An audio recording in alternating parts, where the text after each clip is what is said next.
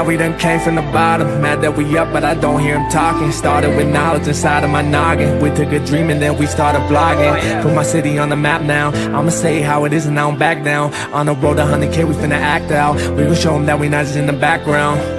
We the main event, we the main show. We the one that people always gonna pay for. FYF, we the best, no debate though. Number one sports channel, every angle.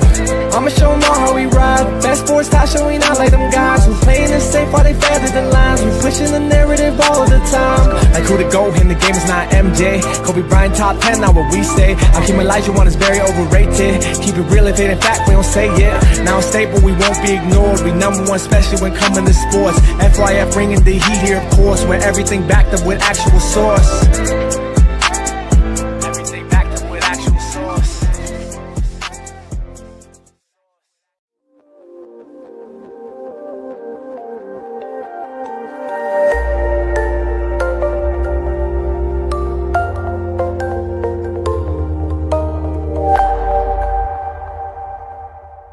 Everywhere sports, man. It's Lamont.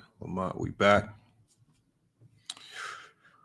Got a big time game today. Game 3, Pacers Thunder. Should be a good one. When we drop that link, man, I'm gonna be wanting y'all projections for tonight's game. We're gonna have to talk about that. So we probably gonna talk about that. He says Gil just ended and got pulled into a FYF live. Gil in here. Oh, you definitely got to drop the link, man. If Gil here, man. Salute to Gil, man. Killing the game, man. Killing the game, man. It's crazy because, you know, it's crazy how time flies, y'all. I can kind of think back to about a year ago. Probably was it a year? Probably a little over a year ago. Probably less than a year ago. And I was talking with Gil about his podcast and to see everything start to unfold. The podcast is one of the top 10 on YouTube. It's crazy. So salute, man. Gil's Arena. Make sure y'all check it out. No Chill Gil, man. Salute to everybody doing their thing over there. Underdog Sports, man. Killing the game. We got King Rose speech in here. Salute to A. Johnny and Goat James Kingdom, man. Bezo the Prophet, everybody that's pulled up.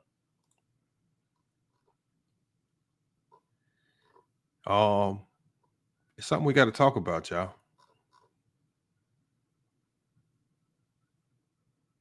It's something we got to talk about. And I think this is something that even A. Johnny has been alluding to, not necessarily directly on this topic, but he's been kind of alluding to how the media is hard. And if you even think on it, Gil has even spoke to this a little bit. The media seems to find and propagate and push everything that they think is wrong with this era. And because they spend so much time trying to identify every potential negative, that we ultimately forget or even overlook what's elite. And it's right here in front of our eyes. For example, and Adam Silver had to basically come out and tell people, why are y'all talking about ratings? Adam Silver even came out and said, most of you guys don't even understand ratings. Y'all don't understand the changes in the Nielsen rating, streaming, the internet, replays, yet casuals are running around pretending and propagating as if the NBA is doing bad or is losing viewership because people in the media, and typically people who are connected to cable TV, are pushing narratives that viewership is declining. When there's no data that supports that. And I think all of that all connects to what we're about to talk to today. It's all going to connect back to what we're about to talk to today, which is there's something that just happened in the 24-25 season that because the media hasn't told you guys, because the media isn't pushing it, because the media isn't selling it like they would have sold players in the past, a lot of you guys are now you're not in the know. And there's something that just happened this year that should have been talked about. We got the basketball company says the ratings are bad. The basketball company, the ratings are not bad. Nielsen ratings are down. Cable TV ratings are down. But that's because no one uses cable TV anymore. I mean, it's very simple, basketball company. If you look at every product on cable TV, every potential product on cable TV across all genres are down. News, entertainment, they're all down. So to just single out the NBA and say that the NBA is down, everything on cable TV is down because of social media and because of streaming networks. So I think it's it's a very uneducated take to just say, oh, the NBA finals numbers are down. Especially people in the media that say these things. Especially when people in the media see what the potential streaming numbers are, see what the potential numbers in other countries are based on streaming, online views, and things of that nature. But they intentionally ignore that data just to push a narrative because there's many fans today that love to gravitate to the negative. If they came out and said Game 1 of the NBA Finals had the most viewership of all time, you guys would find every which way to dismiss it. It still wasn't better than Jordan. It wasn't better. It didn't look. You would always try to find a way to dismiss it. So they're just feeding you the negative that you want to hear, even though it's manipulated to a certain degree. So it ultimately just takes a little bit of thinking to understand it. We got JP says, stop this lying ass channel. The unfortunate reality, JP, is these are things that have been researched. There are numbers to support it. There are no numbers to support you guys saying that viewership is down in the NBA. Because if viewership was truly down, then the money would be down. And the one thing that we have not seen decline is the money. The money for these players has only skyrocketed on and off the court. So much money that players are now projected to ultimately end their careers as billionaires. SGA is projected to end his career as a billionaire. Nikola Jokic, same. LeBron James, already a billionaire. If viewership was down, why will so many players of this era finish their careers as billionaires? So it ultimately stems from just lies being propagated. I tend to follow the money. I understand business. A lot of you guys tend to probably don't have a business acumen or a business background, and ultimately, if a product is not doing well, the money will not follow. I'm sure some of you guys have failed businesses, and those businesses failed because people weren't walking in the doors to buy the product, and that business shut down because you were not bringing in money. You didn't have enough money to pay your employees and whatnot, etc. The NBA has excessive money. They just signed $1 billion media, $8 billion media rights deal. They have excessive money flowing out every which pot you can think of. It's doing better than era. If you guys choose to run with the lie, that's you. Billionaire says that's due to old Nets overpaying because they don't want to go under. Also, what are you talking about? Networks are not overpaying. That's just not how business works. Hold on. And it makes no sense what you just said. You overpay because you don't want to go under. Overpaying, if you're already sinking, seems like it would just fast track you going under. It says also many cable and streaming contracts force them to overpay. Oh my God. Jesus Christ. Okay. Let's just not entertain the illogical. Okay. Let's just not entertain the stupidity, y'all.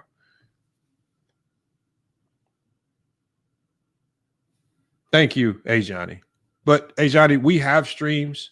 You have streams. I have streams detailing this information.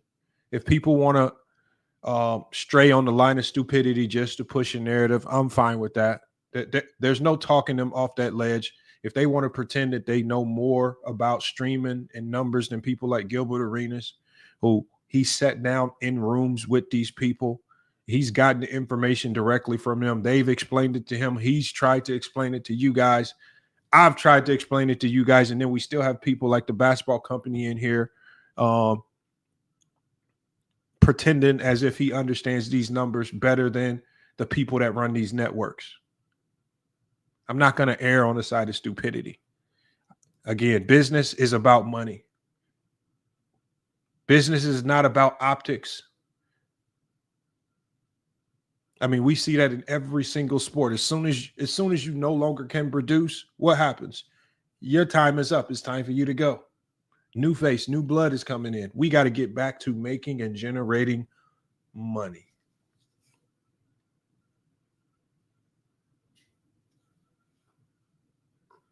I want you to tell me who's losing money in the NBA.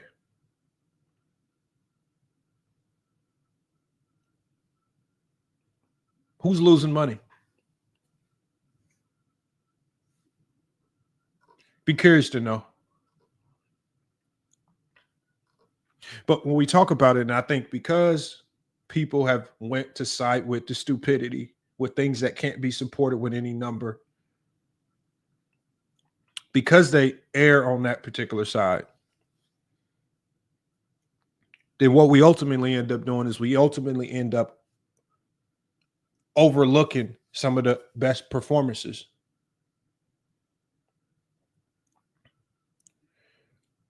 Okay, Prop by P. When I drop the link, you can come up here and you can tell me what small market teams are operating in the red. All right. I have the numbers right in front of me. And so what I'll do is I'll pull those numbers up and I'll put them on the screen and I'll allow you to explain how all of the teams that are in the green are losing money.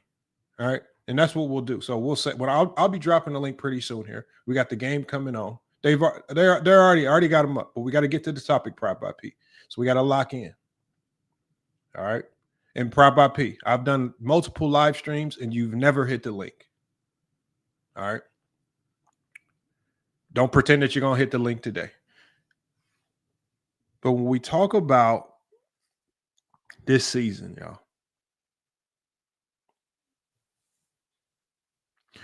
y'all, Shai Gilgeous-Alexander has just had a season that's second to none.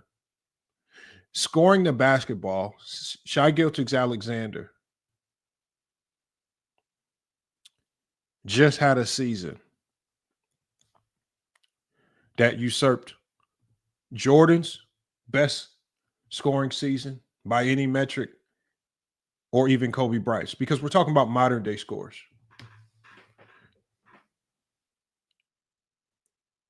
This is the climate that we live in. Isn't it crazy? Is the climate that we live in. SGA, and it's not even arguable, SGA has the best scoring season in the modern era, virtually by almost any metric, almost every metric. But because of the climate that we live in, he's not getting the credit or acclaim that guys like Jordan and Kobe were getting. There's a lot of people kind of glossing around and dancing around it as if it's not even that impressive. Or what a lot of people are tending to do is a lot of people are what they're trending towards and what they're trying to do is They're saying they're trying to make it equal to Jordan or equal to Kobe. But when we look at the numbers, when we look at the data, it's superior to. You can pick, and I know a lot of people are gonna differ between what Jordan's best scoring year was. It could have been 88. You can go to 96. You can go to 89. You can take Jordan's 3 best scoring years and what SGA did this year across every metric outpaces his production and is superior. And we're going to be giving you guys that data today. How we've all overlooked the season that Shai Gilgeous-Alexander has had. And when we watch him score the ball, and when we watch what he does to teams like the Pacers and the Denver Nuggets and the Minnesota Timberwolves, this is not a fluke. The way he makes scoring the basketball look so easy at times, the way we almost know it's going to go in, the efficiency that he does is at, the ease at which he does it. This is not a fluke, y'all. And the numbers support this. All right. We got people like One Mike in here. One Mike says Kobe's 2006 season was better. But Mike, that's according to your feelings. The problem with y'all feelings is y'all feelings don't analyze all of the information. Salute to True the King as well. Your feelings don't look at all of the information. Your feelings typically look at which even in your case, Mike, as we definitely demonstrated yesterday with your top 10, you said that your top 10 was predicated on eye tests. Yet you couldn't give me one single game of Magic Johnson or Larry Bird that you ever watched. It's just your feeling. It's just what somebody told you. It's just you throwing a name in there that's popular, but you yourself don't have a real reason to put them in there. This is why we no longer can trust your guys' feelings. Antoine Rice says, cupcake score error scored. Antoine Rice, if it's cupcake error, right, then why didn't you become a scorer to go make millions of dollars like SGA? If it's a cupcake error score, why are you not training your son or daughter to be an elite scorer in this cupcake era to go get and amass generational wealth? Wouldn't it be the easiest money you could go get? Everything is cupcake about this era, yet none of you guys could do it, nor any of your family members, nor anyone close to you. It's so cupcake that no one you know in your life or in your phone can do anything that we see these players do. This is how we know it's not cupcake era. It's, as I said before, I can put some of you guys in the gym with some elite 13-year-old players and you will get embarrassed. Yet you guys say everything is cupcake or soft.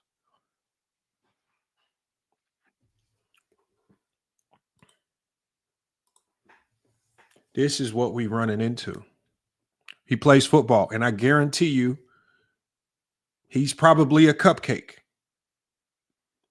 If he plays football, tell me where he's ranked.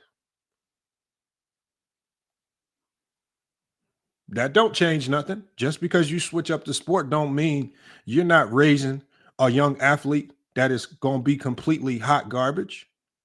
I'm almost 1,000% Antoine Rice that your son or daughter is trash.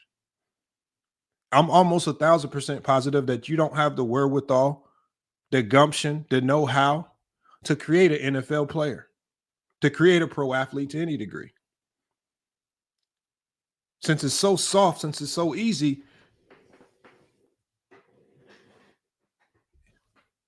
that's not fucked up. These are facts.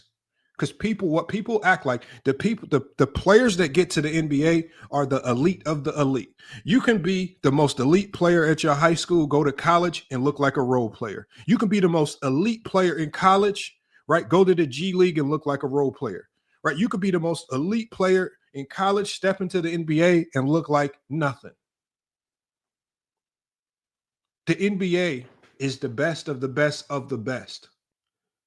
And the guys at the top of the NBA is a very, very, very, very elite class.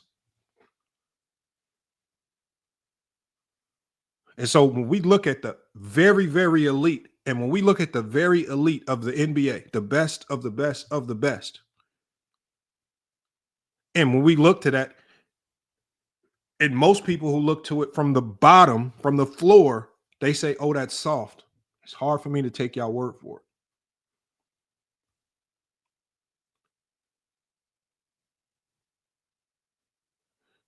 It's hard for me to take y'all word for it. Because if it's soft, then it's the easiest money that you can go make. If it's soft, it's the easiest money you could go make or your kids could go make. You said free throw merchant. SGA is not averaging. He's not shooting more free throws than Kobe in Kobe's best scoring years. SGA is not shooting more free throws than Jordan in Jordan's best scoring years. Why is SGA a free throw merchant, but he's shooting less free throws than a lot of your favorite scorers? Where's your free throw merchant for Jordan? He went to the free throw line far more than SGA. Where's your free throw merchant for Kobe? He went to the free throw line in his best scoring years far more than SGA did this year. But SGA is the free throw merchant. Because you guys like to lie and pretend and act like we don't know the numbers.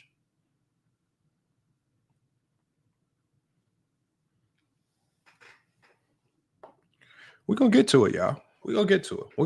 I'm going to show you guys why SGA in this season has had the greatest scoring season in modern NBA history.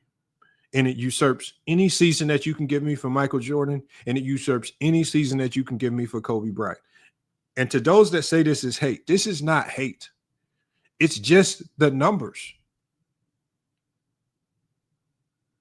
When LeBron James passed Kareem Abdul-Jabbar in all-time scoring, what are we supposed to say? Are we supposed to say it's hate to say that LeBron James passed Kareem Abdul-Jabbar? No, he just passed him.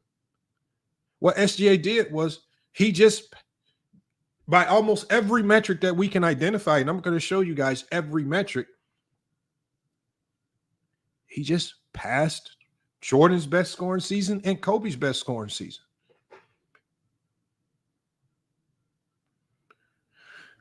We got Lucine Etin says MJ 89. It does not. Unfortunately, I've done the numbers and it's not close. I'm sorry. I wish it was the case. I wish it was otherwise. There's no number. There's no metric to support that. And we're about to get to the numbers. Let's go ahead and get to it because I do want to drop the link. I want everybody to come up here. Also, there are a lot of people in the comments, especially from the last video, right?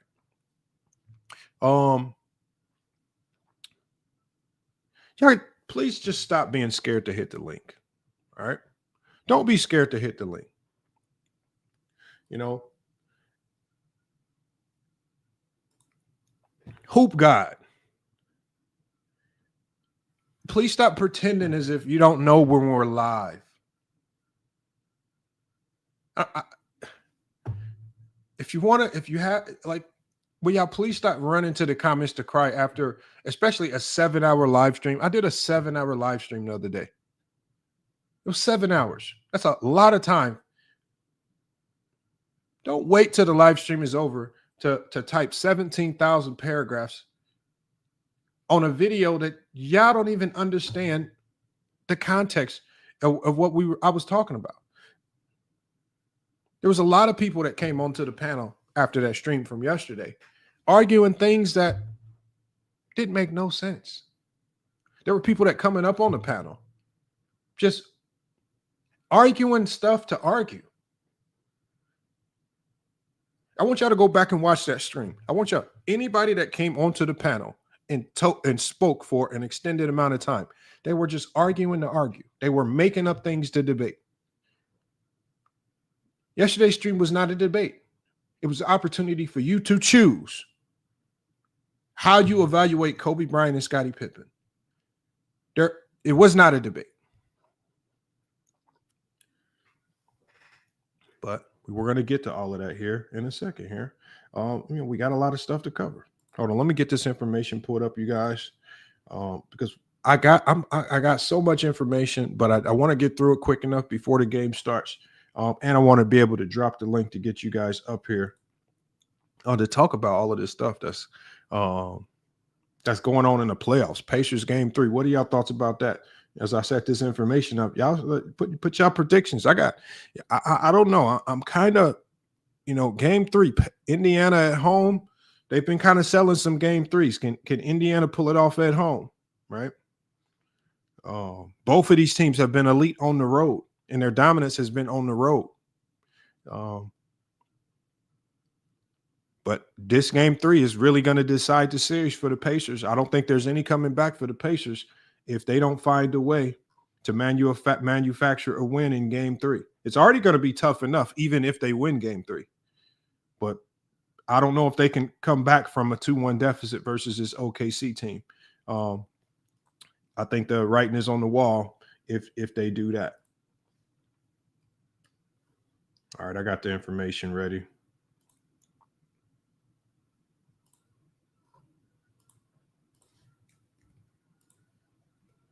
All right, here we go.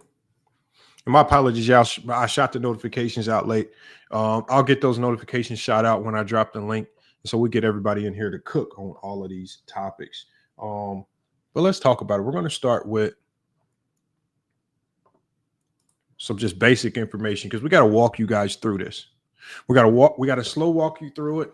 And I know there's a lot of information here that a lot of people are going to pretend to not understand or know. The unfortunate reality is the information is what it is, and it's all connected. You have to connect these dots. And I think they're very simple dots to connect if you're just willing to accept the information and you're not looking for ways to pretend as if the information is not legitimate. Also, this is all information that you guys can easily find on your own. Oh, before we get started, did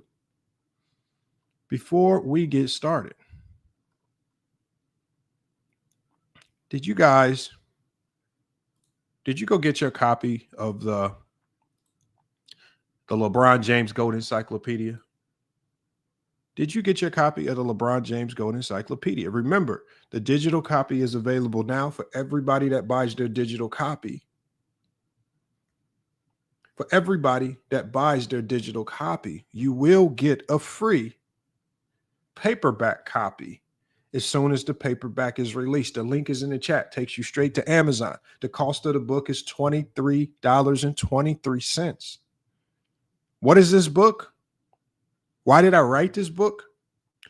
I wrote this book not because LeBron James failed, but because he succeeded too much to fit the script. The media built a myth around Jordan, and when LeBron broke the myth, they moved the goalpost. That's why I created the LeBron James Gold Encyclopedia, to end the lazy takes and to give fans the receipts that they need. Over 100 myths destroyed, real stats, real quotes, real truth, one-line kill shots for every argument. No more listening or losing to 6-0 nonsense as we destroyed and decimated yesterday. This book is your weapon. Grab it today on Amazon, Kindle or paperback. Paperback will be available soon. Go get your LeBron James Goat Encyclopedia today, man. Invaluable weapon, man. Invaluable weapon. Let's get to the information today. SGA versus MJ and Kobe peak scoring comparison. Let's just get straight to the data. Let's just get straight to the data. Let me remove this banner real quick so you guys can see. Let's just get straight to the data. We're going to start with volume and efficiency. Okay. We're going to start with volume and efficiency. And this volume and efficiency from SGA is going to be typically compared to that of either Jordan. I selected 3 of Jordan's 3 top scoring seasons and Kobe's 3 top scoring seasons. All right. So SGA led the league in scoring this year, 32.7 points per game on 63.7 true shooting percentage. That in and of itself right there is absolutely ridiculous. It's something that neither Jordan nor Kobe Bryant ever did. So we could just start right there. I mean, he's already done something right there that neither Jordan or Kobe ever did. This blend of volume and efficiency compares impressively against the best seasons of Jordan and Kobe. Jordan's highest scoring season 86-87 saw him average 37.1 points per game, but it was on a lower true shooting percentage, reflecting a heavier burden. NBA leading 38.2% usage rate and a tougher shot profile. He carried that year. In contrast, Jordan's 88-89 campaign was more balanced volume and efficiency at 32.5 points per game on 61% true shooting. So although that 88-89 season was a bit better, it still did not match the output and production of SGA, efficiency or output wise, with his usage dropping to 32% as his playmaking had expanded. Kobe Bryant's peak output was in the 05-06 season. All right. So in the 05-06 season, in the 05-06 season, Kobe Bryant's peak output was 35.4 points per game on 55% true shooting, right? With a massive usage rate of 38%. Right. Kobe improved his efficiency that next year in the 06-07 season to 31 points per game on 58% true shooting. But that's still slightly scaling back his usage. And that still was not as good as what SGA did this year. Right. So when we look at the efficiency and volume along with true shooting percentage, there's no season where Jordan or Kobe, and that's just efficiency and volume, had ever matched anything SGA had did just this year. You can take Jordan's best year, whatever year you want to choose, versus SGA's best year, whatever year you want to choose. And Antoine Rice says 37 is better than 32. That is true. That is true. But what makes the 32 better? The efficiency. If you're taking close to 30 shots to get your 37, well, how valuable is your 37? How valuable is it? All right. We always talk about efficiency. Efficiency, unfortunately, matters. Right. We talk about it all the time when guys have bad games. When a guy scores 20 points, but he takes 25 shots or something ridiculous like that, we talk about the efficiency. We really get on these guys, so we know that it matters. To pretend that the efficiency doesn't matter, that's just you playing stupid. But let's continue to move on because obviously we have a lot more information to get through right here. So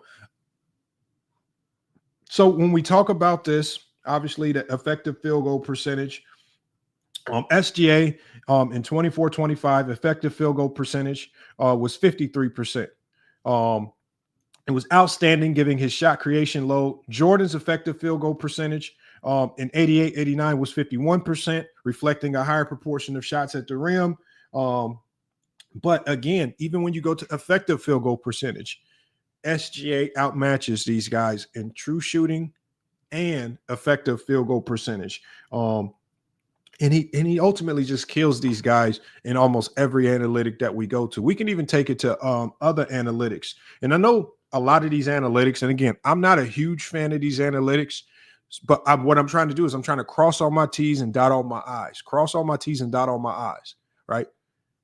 We don't like the analytics, but they do matter. So we do have to cover them, all right? SGA, if you guys looking at the information, hopefully you can see it. SGA in 2024-25 outpaced Jordan and Kobe. And no matter what year you select, whether you want to go with 88, 89, 90, 91, Kobe 05, 06, Kobe 06, 07, whatever year you feel is Jordan or Kobe's most efficient year. SGA this year in offensive box plus minus, he surpassed those guys in that particular category. I think the most glaring difference was the on-off offensive rating, right? There was a plus 14.3 difference in offensive rating with the win shares, which his win shares per 48 was higher than Jordan or Kobe in any of their best scoring seasons as well. So he's really stamping, sealing, and delivering the fact that he's also superior in analytics, and the analytics just also co-sign the efficiency that we're talking about that he had this year. So again, If you want to say that the 37 points per game is superior, go look at the efficiency. And don't be surprised about the results of that season. SGA is doing what he did at elite efficiency, and that elite efficiency is one of the things that's has been one of the biggest reasons as to why OKC has had the success that they're having this year. So we talk about the advanced analytics and the play style breakdown. And I think this is big as well, because we're going to get to play style and where these guys score and how these guys score. We're going to get that. We're going to get to all of that. Because I think that versatility means a lot right there. But what we're saying with these advanced metrics, because I don't want to bore you guys with a lot of numbers, because I do want to drop the link, is that these advanced metrics, right, especially for Shai Gilgeous-Alexander in 24-25, it just shows that he was incredibly versatile, right? According to Synergy Sports data, he ranked in the top 10 percentile, the top 10%, the 90th percentile, as a scorer in virtually every play type, which is ridiculous to think about. All right. Think about this. He ranked in the top 10 in almost every play style that you can think of. He was the league's best isolation scorer. He was top 10 in pick and roll, right? Transition, spot up, and post ups. Even though the post ups for him were at a low volume, he still did it at a 0.95. Serge says a bunch of fake numbers. The numbers are only fake when they don't favor your player. The numbers seem to only be fake, Serge, when the numbers are better than Jordan's or Kobe's. Now, Serge, all you have to do is go look the information up on your own. 2-5 says Lamont got no point. It's not delusional. That's what the numbers say, right? This is something that Jordan nor Kobe never did. SGA ranked number 1 in total ISOs and points per possession, right? SGA was among the league's best in the pick and roll, right? Obviously, MJ was a GOAT scorer in transition, and his numbers are superior to SGA's there. But even this year, compared to his counterparts, SGA was at a 1.20 points per possession, which in and of itself is elite, right? When you look at spot ups and post ups, he was also elite. All of these are elite numbers right here, all very elite. I mean, there's just no way you can get around it. It's just no way you can get around it. His scoring profile was unmatched. Unmatched, not close.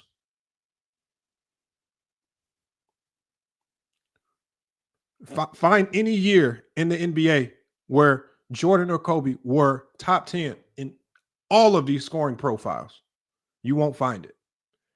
Jordan and Kobe were system players out of the triangle, which ultimately limited their games to the mid-range or the post, which is why they were dominant in the mid-range and in the post. But we got more information, you guys. We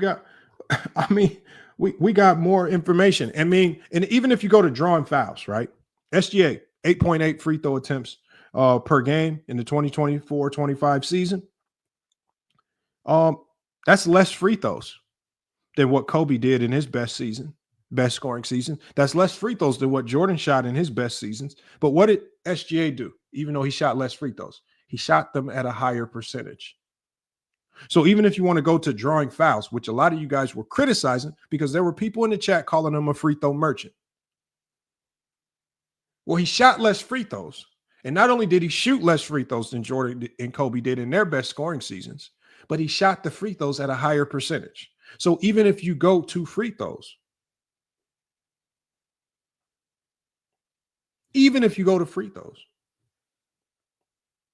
SGA rules out there. We got King Rose Speech saying, Lamont, you discovering all this about SGA and you didn't think, well, that's because players don't win series. Teams do. SGA is not in NBA Finals without Chet, Lou Dort, Alex Caruso, especially Alex Caruso. So ultimately, teams win.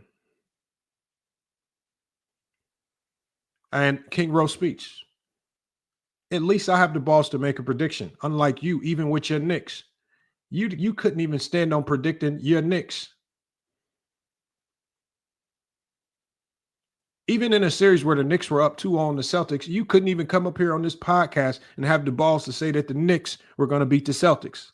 Y'all like to straddle the line of obscurity. Y'all never like to stand on any real take. Y'all only like to judge other people's takes and say that they were wrong. But when it's your opportunity to make a prediction, you straight a line and you blur the lines. Talking about you think and I hope, and just make your prediction and stand on it. And when your team wades and whiffs away in the obscurity, like they did to the Indiana Pacers, a team that they probably should have beat, now you're running around trying to talk about every team. You are a fan of a team. I'm a fan of basketball. King Rose speech. Go talk about the Knicks. You are a Knicks fan. I'm a basketball fan. I don't want the link to your fake predictions, King Rose. I had you on the panel on this channel, and I said, King Rose, stand on a prediction. Who tell us why the Knicks are going to beat the Celtics. And you whiffed it and you waved. And you couldn't even tell us that.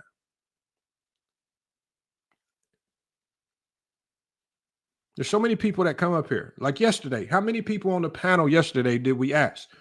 Where do you rank Scottie Pippen? How many people can I don't want to rank him. I can't rank him. We even had a person like Ace 30 up here saying, you got to pay me for my rankings. What? This is because you're scared to stand on an actual take. You have no real takes. You only like to entertain what other people say, but you have no valuable or real input. There were a lot of people on the panel like that. There were a lot of people on the panel in yesterday's stream that were just up there to try to judge what everyone else had to say, whether they agreed or disagreed, but had no real opinions in and of themselves. These are the fake basketball minds in the basketball community, like King Rowe. This is one of the reasons why King Rowe came on this panel and said Frank Burkowski had a great up and under.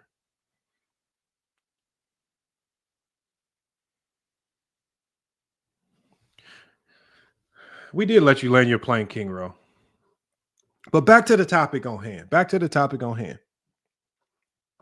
So we're going to get through all of these analytics that I want to show you guys real quick because, I could go on and on all day about this. Let me just get through these analytics so I can drop the link. But there's when you go to SGA and his unassisted. Well, I think being able to create for yourself as an individual scorer is probably one of the most important things. Not relying on others for you to be able to get your points. SGA in the 2024-25 season was unassisted on 82% of his 2-point field goals, and he was unassisted on 75% of his threes. That's a total of 81% of his buckets were unassisted. That's higher than Jordan in any of his best years. That's higher than Kobe in any of his best years. Jordan's highest year of being unassisted was 88-89, where he was 76%, 60% on the three, 74% in total. Jordan in 90-91, he was assisted on 63%. He was unassisted on 63%. Kobe 72% unassisted in 05-06, which many people feel was his best offensive year. And then in 06-07, he was unassisted in 68%. This is primarily because they were system guys. They were in the triangle. The triangle relied on what? Ball reversals and dumping the ball into Shaq or Kobe, those guys funneling those assists and getting those assists at Kobe Bryant. He needed the system. SGA did all of this without a system. He did this without the need for others to create for him. 81% of his field goals in 2024-25 were unassisted. When we're talking about an elite player, an elite individual scorer, that's indicative of an elite individual scorer right there. We can take you to other metrics. We talked about play style, him being elite in the ISO, pick and roll, transition, spot ups, and post ups. But what did SGA do that the others were not able to do? SGA did what he was doing against elite defenses. So in 2024-25, he saw zones 20% of the time. Kobe saw zones 4% of the time. Peak Jordan from 88 to 91 saw zones 0% of the time, obviously because of the illegal defense, right? So Kobe saw some zones from 05 to 07 during his peak scoring years. SGA in 2024-25 saw zones 20% of the time, all right? When you look at SGA's field goal percentage versus the top 10 defenses in the NBA, SGA's field goal percentage versus the top 10 defenses in the NBA was over 50%. Kobe from 05 to 07 versus the top 10 defenses was 45%. And Jordan versus the top 10 defenses in the NBA from 88 to 91, 47%. Versus the top defenses who also have more defensive weapons, he shot at a more efficient clip. Right? When you look at help frequency and being the ability to swarm, make life hell for the best player, right? Synergy had SGA swarm at very high. Every time he touched the ball, the defensive swarm. We see that now with the Indiana Pacers. For Kobe, it was medium. Teams, for whatever reason, from 05 to 07 still preferred to guard Kobe ISO, which is why he always went to go score ISO. He always went to go look to score ISO because teams guarded him one-on-one. He never saw what SGA saw this year. And Jordan, swarm frequency is very low. Because of the illegal defense, teams were just relegated to defending them one-on-one with very marginal defenders and not being able to load up with any help or swarm into gaps, right? They also have help recovery time. The help recovery time the SGA faced, they have it at 1.1 second. Kobe at 1.5 seconds for defenses, and they had Jordan's help defensive recovery time, the ability for players to rotate and fill in gaps to stop them. It was very slow. It took over 2 seconds for guys, the slow, lethargic moving bigs of the 90s to rotate into gaps for Jordan, which also lent a lot of driving lanes that allowed Jordan to go dominate as well. This would surprise me the most based on the information. What surprised me the most about this was when you talk about rim protectors per team, elite rim protectors per team, they say that SGA faced more elite rim protectors than Kobe or MJ. They say that SGA faced 2.3 rim protectors per game versus Kobe's 1.5 and versus Jordan's 1. Jordan only typically saw one elite rim protector per game. Kobe 1.5. SGA 2.3 when we're talking about the top 10 defenses in the NBA. Ridiculous, absolutely ridiculous right there. Something that I would have never thought right there. So when we look at who they did, how they did it, who they did it against, SGA did it against more complex defenses, better defenses that swarm more frequently and faster, and teams that deploy more rim protectors. SGA not only scored at a higher clip, but did it at a higher efficiency. Absolutely unbelievable what we've seen from SGA this particular year. And it ultimately just takes us to one conclusion, right? It takes us to one conclusion, right? Because SGA now is projected. I mean, he's on a ridiculous tear right now. His career projection is going to be ridiculous, right? But after comparing SGA's 2024-25 season to offensive peak years of Michael Jordan and Kobe Bryant across every angle, from scoring volume to era-adjusted efficiency, the numbers leave no room for debate. SGA just delivered the most dominant scoring season in modern NBA history. Let's recap it real quick. 31.4 points per game on 63% true shooting, with 85% of his buckets unassisted, meaning he virtually created everything on his own.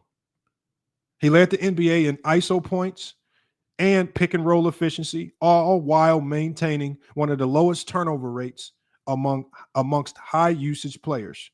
He scored from all three levels, averaging 1.1 points per game on ISOs, 1.07 on pick and rolls, 1.20 in transition, outperforming MJ, Kobe in almost every play type that we can track. He did this in an era where teams use zone at a 20% clip, rotate faster, and deploy 2+ rim protectors per game. a defensive environment that simply did not exist for MJ or Kobe. Meanwhile, MJ's best seasons peaked at about 58% true shooting. Kobe never reached 30 points per game on anything above 58% true shooting percentage. And he never combined it with Shai's play type versatility or on-ball load. And for those that want to cling to nostalgia, because you're going to have a lot of people that say Kobe had better footwork, MJ had more iconic moments, Shai doesn't feel or look like them because of your emotions. As A Johnny was telling you guys yesterday, FYF, you got to fuck your feelings. We don't care about how you feel. I really don't care. Narratives are not numbers. The facts say SGA is outpacing both legends in efficiency, versatility, and self-creation. He's doing it in a harder defensive era with greater spacing responsibilities and without a system tailor-made for him like Phil Jackson's triangle. This season was not just impressive, it was historic and it was redefining. The data doesn't lie. SGA just authored the most complete scoring season we've ever seen. And the scariest part about it is that he's only 25 years old. That's the scariest part about it. He did this and he's only 25 years old. Absolutely unbelievable, man, what we saw from Shai Gilgeous-Alexander. Let me give a shout out to Shug in the chat, man. We got Shug in the chat, man. He says SGA is Kobe 3.0. Salute to Shug in the chat. Make sure y'all go check him out, man. Shug is killing the game on his channel, right? All over the place, man. Salute to Shug, man. Make sure y'all go check him out, man. And still, man, and do y'all know, Uncle Shug, he has started. He was one of the first to start decimating Kwame Brown and beat Kwame Brown's career and channel into the mud, and he is still on that man's head to this day, all the while elevating. So you got to give a big shout out to Shug, man. Shug is one of the goats of this, one of the goats on YouTube, man. Definitely underrated, man. Just like SGA's year this year, definitely one of the most underrated, man. So we got all these things, y'all see how everything just kind of goes hand in hand, man, when we start talking about it, man. We got Zingo Edit says SGA is anti-clutch. Not sure what that means. You got to come up here and explain that. I'm about to just drop the link, man. And I got more information, you guys. Obviously, with all the information that I have, I could sit here for about another 1 to 2 hours really breaking down the numbers. Ultimately, it just feels like you guys are going to be resistant to the numbers because of the nostalgia and fandom. All right. So we just going to drop the link. I want to hear some of you guys out. I want to hear some of the bad takes and the delusion, or I want to see if you guys are willing to give SGA the credit that he deserves for the season that he had. What did I say yesterday, y'all? What did I say yesterday? And I had to warn some of you guys yesterday about doing this when we were talking about it. I said, when we talk about championships and league MVPs and what players accomplish, I can have my own personal feelings about how they accomplished it. I might not like it. Just like the Rice guy in the chat was saying, make with these emotional pleas saying this era was soft. At the end of the day, if your numbers support it, I can't take your numbers away from you. I can't take your accolades or your compliments away from you. I might have my own personal feelings about it, like Hakeem Olajuwon and his 2 championships. But I can never take his championships away from him. I can have my own personal thoughts about who he was as a player, how he quit on his team, and things of that nature. But I can't not take away what he did. I cannot take away the fact that he was one of the era's best defenders, things of that nature. There are certain things you just cannot take away. Are you guys going to take away from SGA what he earned? Are you going to try to mitigate his numbers with nostalgia, excuses, and narratives? Or are you just going to come up here and give SGA his flowers for having the greatest scoring season in the modern era? Better than Jordan, better than Kobe by almost any metric. And if you have any questions about metric, or if you have numbers that you want me to compare, just ask. Don't surmise. Don't try to remember like one mic. Just ask. I can pull the numbers up and we can do that comparison. And then you can make your decision.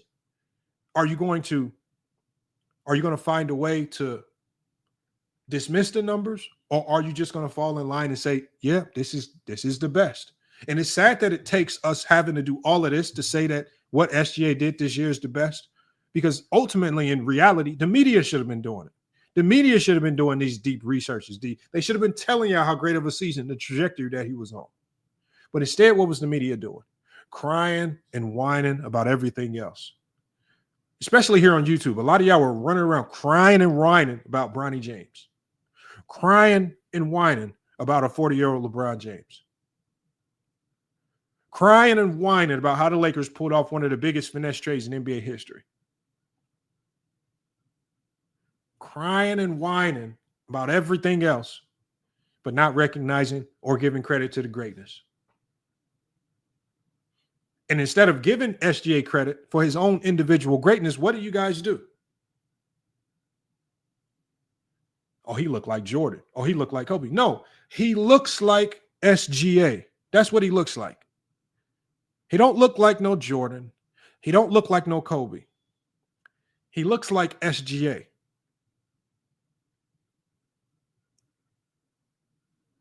It's not a compliment to say that SGA is the next Jordan or Kobe.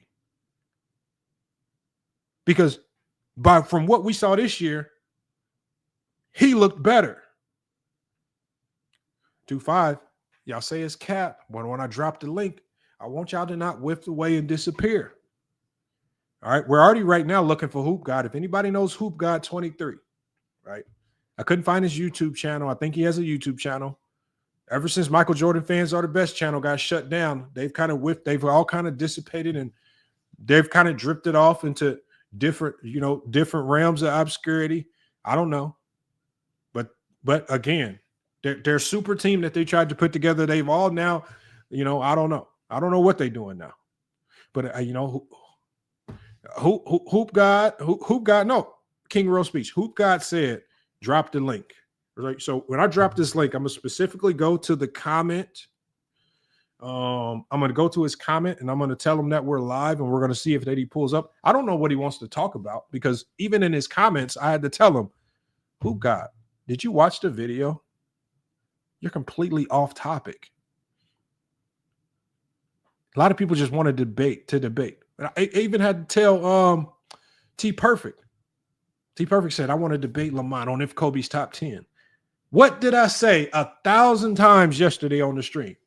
I don't debate people's top 10. I debate your criteria that gets you to your top 10.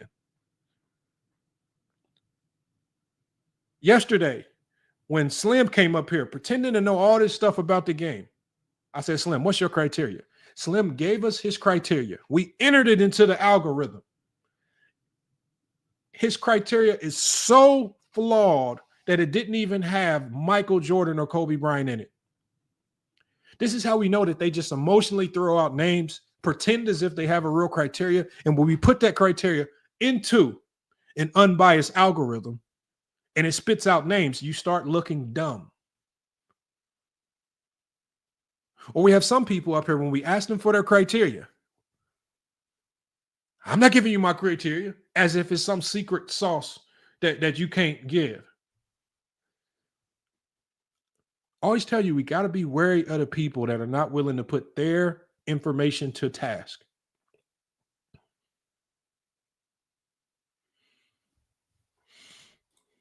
He says, what happened to Michael Jordan Fans Best on the channel? Max, that motherfucker got smacked into the ether. That motherfucker, just like Rated R Sports. The basketball god smacked that bullshit into the ether. Rated R Sports has to start from scratch now. His channel got knocked into oblivion. Why? The basketball gods. Michael Jordan Fans Are the Best. He might be back just like Rated R Sports is back. We're talking about the original platforms, King Rose Speech. That shit got smacked into oblivion. Now, if you want to know exactly why, of course, you're going to have to ask those guys to see if they're honest enough to tell you. But when you lie and when you push narratives that much, your shit gets smacked into oblivion by the basketball gods. And that's exactly what happened to them. They got excommunicated from YouTube. Go ask them why. I didn't get the email.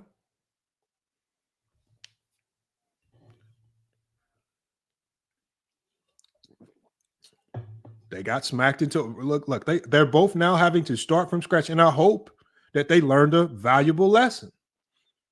You know, sports fitness and rants is always talking about integrity. Well, there's something that you did that did not have too much integrity to get your whole goddamn channel smoked off this platform.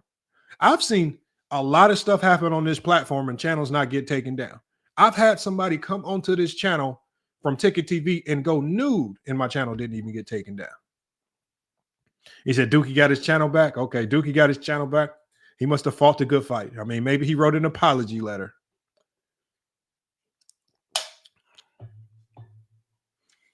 So it is what it is. Let me go ahead and drop this link, man. Let's get everybody up here to cook, man. SGA, the greatest scoring season in the modern era. Why do people take that from him, even though every metric says so?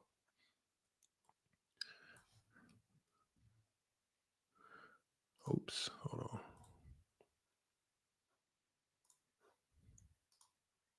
All right, link is in the chat, y'all. Make sure, y'all, and let me get to the super chat. Salute to Max Pinchat with the super chat coming through. First super chat of the day. Appreciate that, Max, for always coming through to support the channel. Keep it 100. I see you in the chat. Let me make you a mod. I know you were having some issues with Herm putting you in timeout, so keep it 100. If you're still in the chat, type something in so I can see your name so I can make you a mod, and we can get you modded up, man. You have been here for a while. And you have been supporting the channel for a while. So let's get you modded up. So keep it 100. Make sure you type something in if you are hearing this. Oh, there you go, right there. All right, let me get a mod right there. And there were a couple other people that I made mods yesterday. And again, yeah, the mods are not to time people out or block people.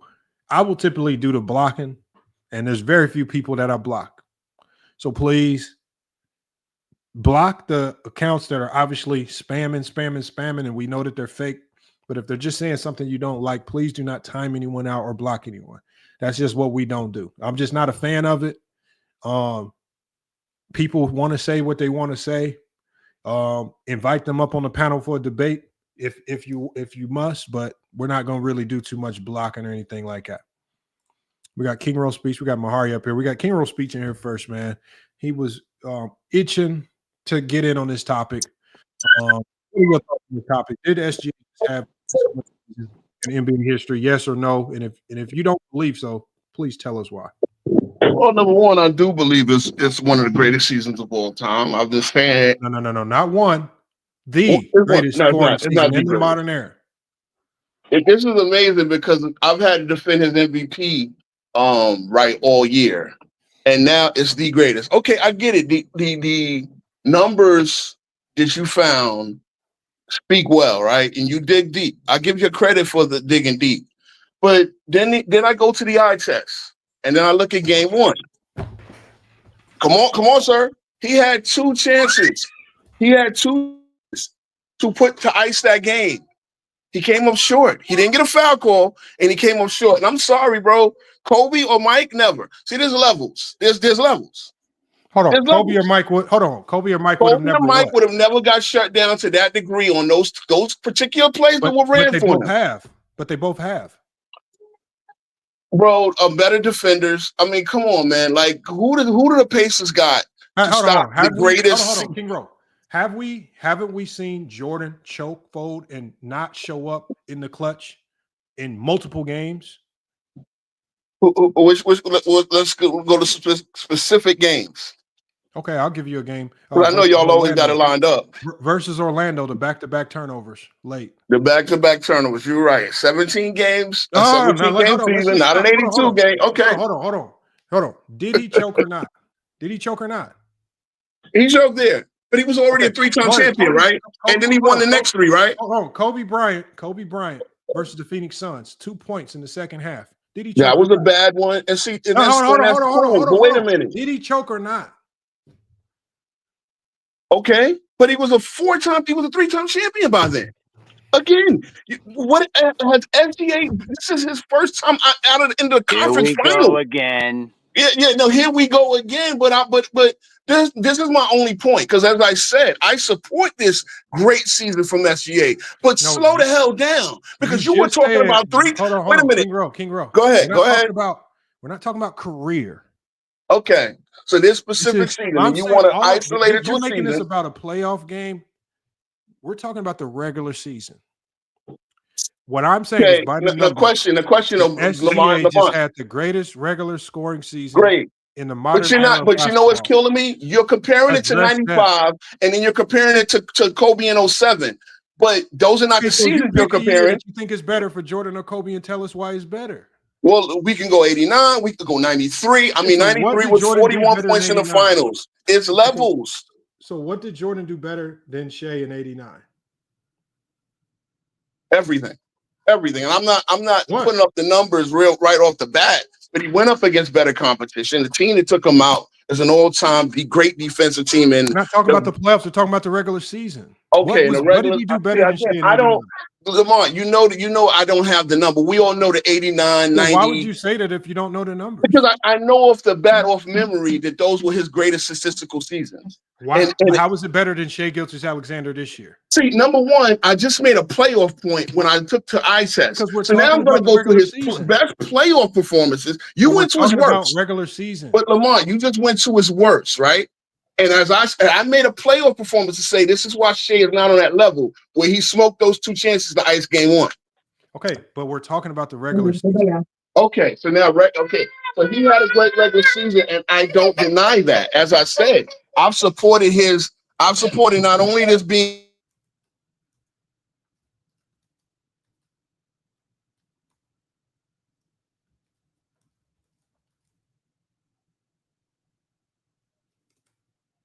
My bad for the hold up. I've supported this not only being one of the greatest regular seasons ever, one of the greatest teams ever, but again, when we get down to the nitty gritty and the biggest moments, the playoffs, like I said, he had a chance to ice game 1, and that's where I see my eye test says. Talking about playoffs, we're just talking about. Okay, I got you, man. I got you, and I already said your numbers. He's only 25.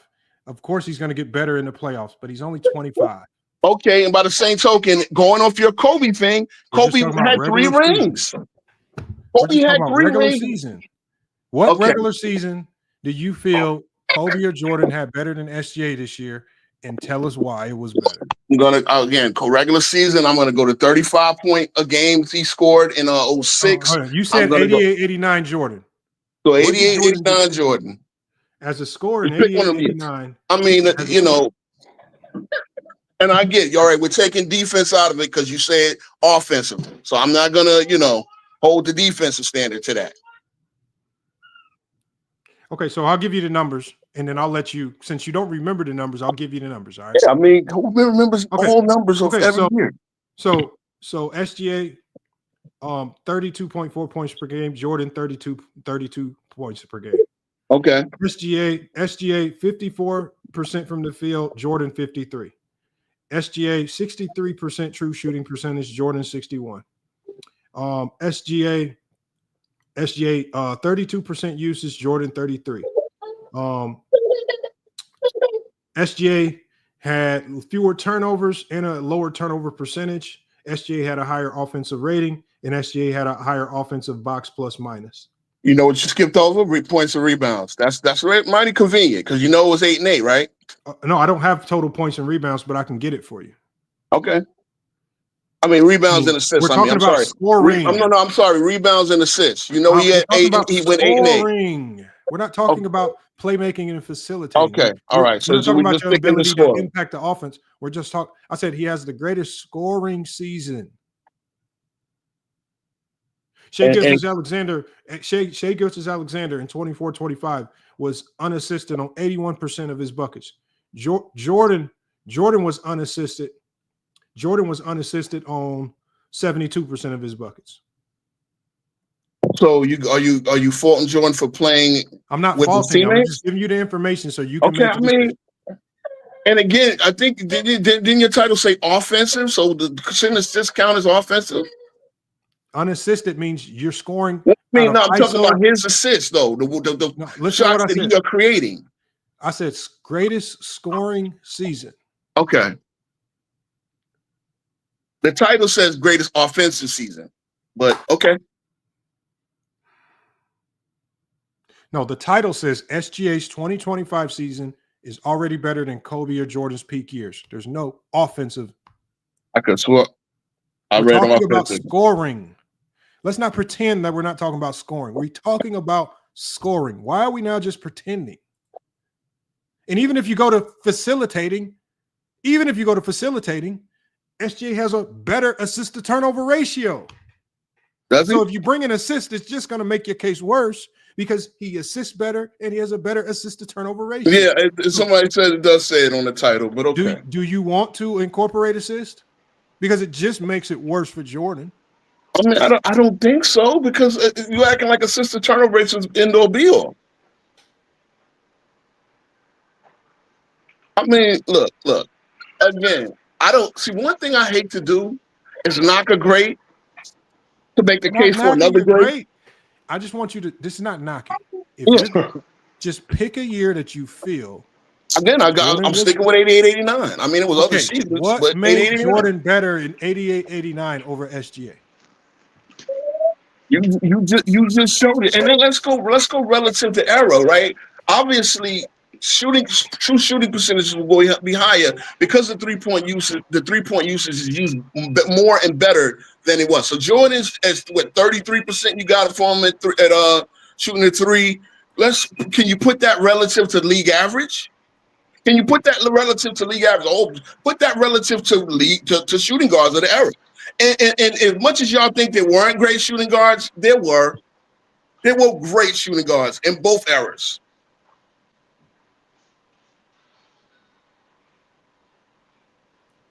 I mean, again, that's the next thing. Jordan was great rebounding, his assist numbers were elite for shooting guards of the era. Elite. Like the idea that he didn't pass is a bad one because even this is before Phil Jackson now. He had elite assist numbers for shooting guards of his era. He's in the league with Fat Lever and Sidney Moncrief, guys who also created off the ball, not being point guards. Okay. Why was Jordan's scoring in 88, 89 better than SGA's this year? I kind of just went down it. Like again, you got 2 point better in the true shooting percentage and all of that, right? You got basically 3 points different. Again, you want to put that relative to era. I think there's a higher scoring rate this year than it was back then. Okay, hold on. So hold on. You want to know what these stats are relative to era for both? Go ahead. Okay, so hold on. I'll go ahead and keep talking because I want to make sure I get the information for you. I mean, like I said, again, I'm at the point where I know this is a great year for SGA. SGA has definitely proven he's damn near unguardable. But here's the problem. Again, and I have to use the eye test, especially what I've seen in the playoffs where I've watched the games more intensely. You can stop him. I saw McDaniel stopping him in that game one by himself before he started the foul bait and getting ridiculous foul call, getting McDaniels in the. So yeah, if I'm going to bring up eye test, yeah, I've seen guys put him in a bottle. But why did Jordan go to the free throw line more? Because the defenses were much more physical. But Jordan was actually getting fouled. Yeah, Jordan was actually getting fouled. Like they especially guys like teams like the Pistons and anybody else that wanted to take the physical role with him, they would make him feel the fouls. Oh, hold on. So like this? Back then. But how much truth is there to this statement? I mean, handshaking certainly made things more difficult, right? Well, it's complicated. First, the idea that handshaking was completely legal and happened all the time in the prior era is a myth in itself. In 1979, the NBA clarified the definition of handshaking and abolished. How was he getting fouled? So he wasn't. I mean, mean, I'm trying to, No, hold on. If SGA's fouls are fake, then give me examples of Jordan's real fouls. I'm not really sure what you're digging at there. Like, again, Jordan. First of all, we already know Jordan was a better high flyer. One of the ways to stop Jordan from high flying and dunking on your whole team is laying him out, getting to the basket, like making him feel it if he's going to go in there for a layup. You're not getting that in this era. Okay, so I have all your stats relative to air. You want to hear it? Yeah, go ahead. All right, so all the stats that we've covered relative to air, I'm gonna just read them one by one. Let me open this up so we can see it. All right, let's just start with the first one that it gave me. It says play type, points per possession. It says SGA relative to air, better with less space to run. In the pick and roll, SGA. It says SGA relative to era, SGA is better pick and roll dominance. In the ISO, SGA is SGA relative to era is better, and it also views his era as tougher defensively. Unassisted field goal percentage and shot creation. It says SGA is relative to era is better dominant ISO creator versus modern defenses. Offensive box plus minus relative to era SGA. They says relative to era that makes his offensive box plus minus top 15 all time in NBA history and number 1 all time if you just use this season. Field goal percentage, free throw percentage, SGA relative to error, which you can't make that relative to error because it's everybody can shoot free throws. That's the point. But SGA still wins out there because he shot a better free throw percentage. 3-point percentage, error volume, SGA impactful due to volume and growth. Turnover percentage between SGA and Jordan in 88-89. If you do it relative to era, SGA wins out, better ball control and efficiency. Assist percentage as a playmaker relative to era, SGA, better primary facilitator, better assist to turnover ratio. Usage rate, both have very high usage. SGA in the 97th percentile, Jordan in the 95th percentile. It says even, both ultra high usage for their time. True shooting percentage relative to era, SGA far more efficient, above era average. And then points per game. This is the only one, the raw points per game. This is raw data. It says MJ slight edge in raw points per game. But SGA has the difficulty edge. So out of 12 categories, SGA beat Jordan out in 11 relative to era. If that even meant anything, I don't know what it means, but since you wanted to know, I gave it to you. Well, okay. What about three? Did you do 3-point percentage? Because again, and I know Jordan's 3-point percentage never would. 3-point percentage era 3-point percentage relative to era. It says era volume. SGA more impactful due to volume and growth. Sorry. Yeah. Again, it. I mean, it is what it is. Like I said, I'm not going to knock. Again, I go straight to the eye test, and I see the guy smoke on Aaron Neesmith. I don't think an Aaron Neesmith could have ever done your anything. Eye test remember from 1989, King Rowe? Okay, for number one, I just started watching the game. I'm 10 years old. But again, see, well, here's the thing. I'm going to you. What you didn't want to do is have me use his best player. 1989. No. Okay, I'm 10 years old. How old were you, Lord? So how are you using the eye test? Okay, because number one, I'm using the numbers. But now I'm going to use, if you said Jordan never had a season, and now you want to segment it to regular season. Okay, and I mean, again, using? It's great. Okay, I've seen Harden have a great. King Rowe, what numbers are you using? All these numbers favor SGA. What numbers? See, bro, I use the combination of numbers in eye test. Okay, what combination of numbers are you using? Just tell me, please.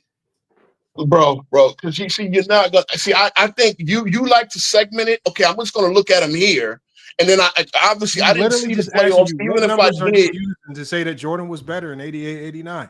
That's all I want to know. bro. The raw numbers, which is again, as you've seen, he scored more relative to error. He created better relative to error. Mind you, he's on a worse team because Scottie Pippen is nowhere near an all-star at that point. Meanwhile, his co-star is an all-star. He did not score more. You just said he did. You did. His raw points per relative to error was higher. Hold on. No, I said the raw data. I said the raw points per game is higher. So he scored more relative to error, right? What throws that off is this. He scored like 0.7 more points per game on averaging 5 more minutes of gameplay than SGA. And he also had. But King Ro, can I give you the data? Go ahead.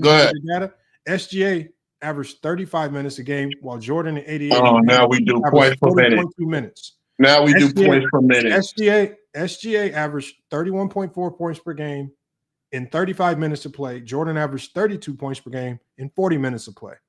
Right? When we go to percentages, SGA shot 37% from the three-point line. Jordan shot 32% from the three-point line. SGA shot 87% from the free throw line. Jordan shot 85%.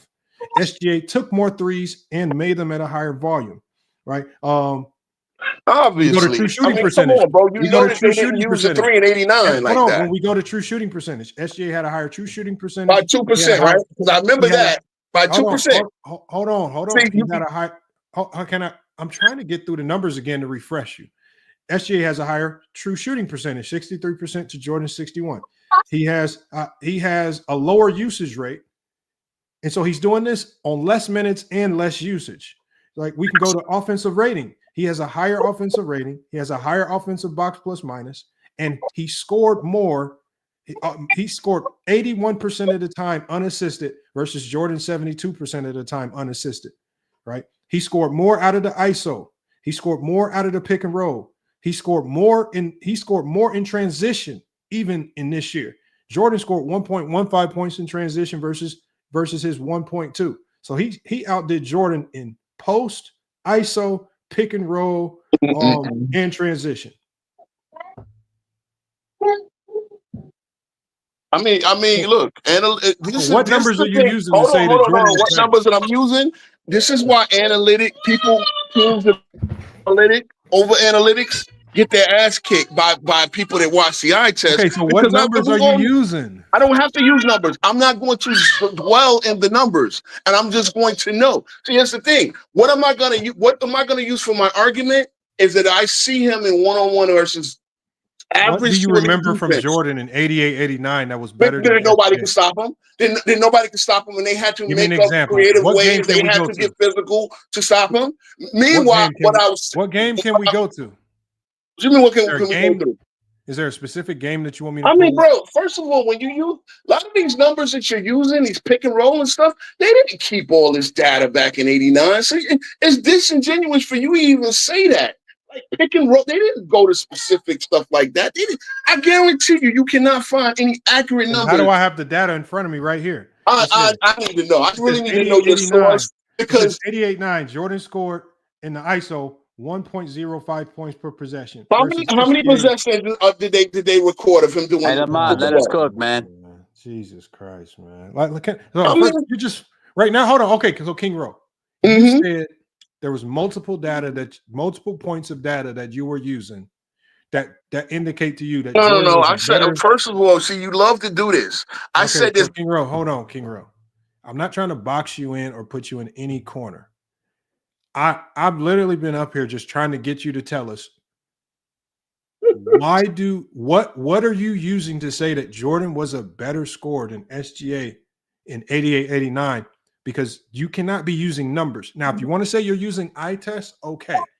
Because there are no numbers that support him being a better scorer.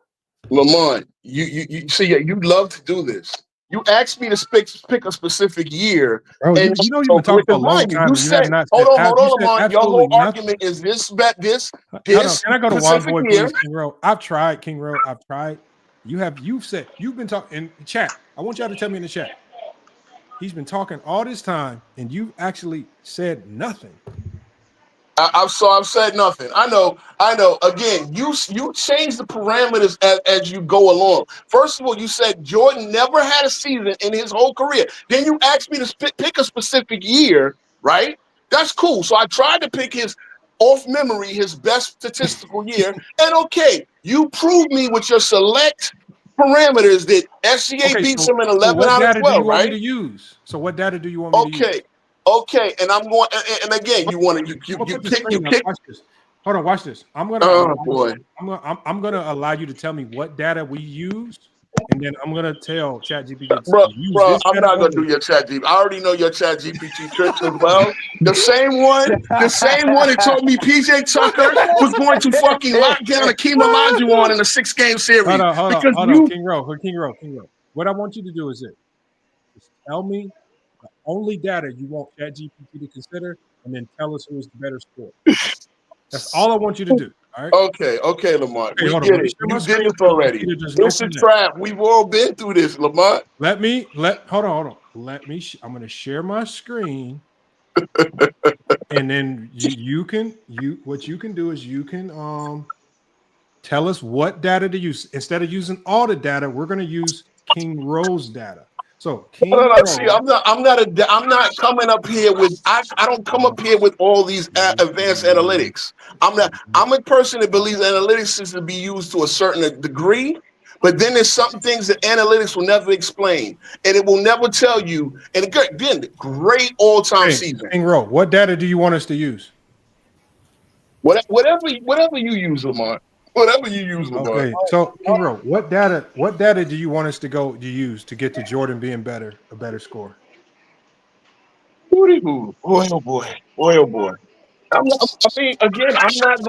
gonna play the analytics game, bro. You can just put You don't everything have to you use put in. analytics Hold on, then. you prove your point, right? Regular Then season don't use only. analytics, King Hold Rose. on, Regular season. This regular season by SGA, even in comparison to era, even in comparative to the way the game is played, has Can been we better talk than next? any Jordan season. Okay, Okay, so but here's the thing. though. King Rose, I SGA got gotta to go do to it somebody again. else, King Rose. King Rose, I Yeah, gotta you go to can, somebody else. Okay, King Rose again. Let me go next, Lamont. I've been waiting I patiently. really want to know in the chat. Did anyone in the chat get educated on anything about Jordan in 88-89 season based on what King Rose said from his eye test? He didn't give us a game, a moment, nothing. Come on, man. Jesus Christ. All right. Hold on. I'm sorry, Mahari. Mahari, what do you got on this? What do you got on SGA's 24-25 season? Do you agree with the numbers that support that he's had the best scoring season in the modern era? Or is there a season that stands out from Kobe or Jordan that's better? Well, I'll say it like this: in terms of today's modern era, he's had an outstanding season. In terms of the numbers and the stats that you provided for us today, I will say that he's had an outstanding, scoring season in the modern era. But my here's what I'm kind of conflicted on, because we talked about the MVP thing a couple weeks ago, and Nikola Jokic averaged a triple-double for an entire season as a center. So my thing here is that between Nikola Jokic and SJ, I can't say it right, but say, SGA. yeah, between those two players, who would you think would be the most efficient, be the most dominant, or maybe the most efficient scorer of this particular modern era right now? Because I could be honest with you, you could make a case between those two guys right now, currently. A case for Nikola Jokic or Shai. you can. Yeah, you can. I just think that Jokic's case is embedded in how he impacts the overall offense. I think SGA's case is embedded in how he scores the ball. So Jokic, when you start to incorporate Jokic's playmaking and rebounding, that's what really throws his numbers way out the box against anybody, because his impact on the offense with the way he can rebound, the way he can pass, right, and the way he can create for others and create for himself. I think when you can, but we're not talking about right now. I'm just focused on scoring the basketball. Okay. And so when you're just talking about one guy that's scoring the basketball at a crazy clip, and even Jokic this year, if you look at his scoring this year on all three levels, it was absolutely ridiculous. He might not have had the mid-range volume that SGA had, but Jokic, I mean, definitely has a case. But I think Jokic blows the door wide open when you incorporate his whole offensive bag. So I think Jokic definitely, but that's why I talk about Jokic potentially having a top 10 case all time, because what he's doing is historic as well. I just think that with SGA, especially with all of the comparisons to Jordan and Kobe, and we can just focus in on scorers and not necessarily offense in an entirety. I just think that when you compare him as a scorer and his best scoring season to that of Kobe or Jordan's, I believe this year with the efficiency, the volume, the versatility, and what he did it against, that's all unmatched. I mean, the versatility, being able to score out of the ISO, the pick and roll, the post, in transition, all at elite levels. We didn't see that from the Kobes and the Jordans. From the Kobes and the Jordans, we didn't really see them operate a ton out of the pick and roll. So they were never elite in that, right? They were elite mostly in the mid-range to the post. And in transition for Jordan, I wouldn't say transition as much for Kobe. But can I ask you a question though, real quick? And actually let me throw this out there. Let's throw Michael Jordan's 95-96 season and try to compare it to SGJ's in terms of overall scoring. And let's go off of that. I just wanted to see out of curiosity, just for fun. All right, I'll type that in. And while I type that in, we can go ahead and go to Go James Kingdom. Yep, Go James Kingdom, what you got on this?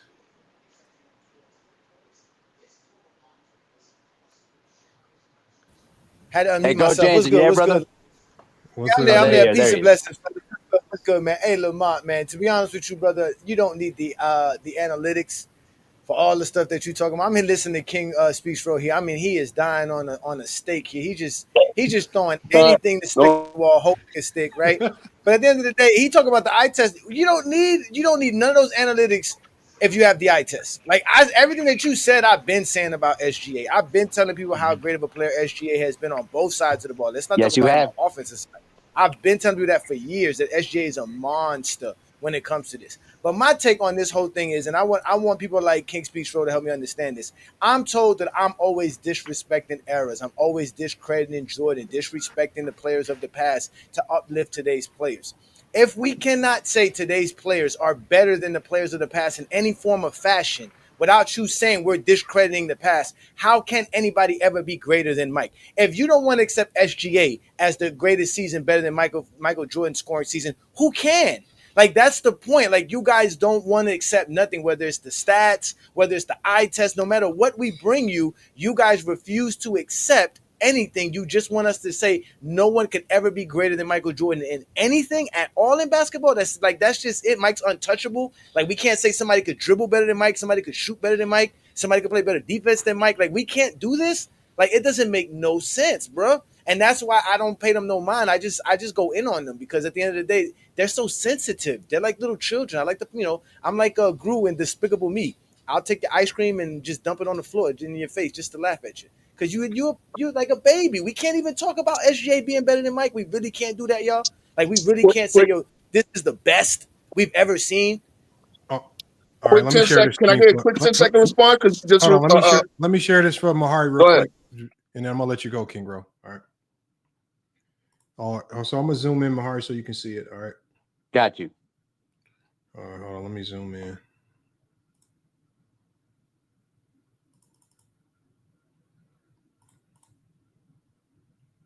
Oh, that's too much.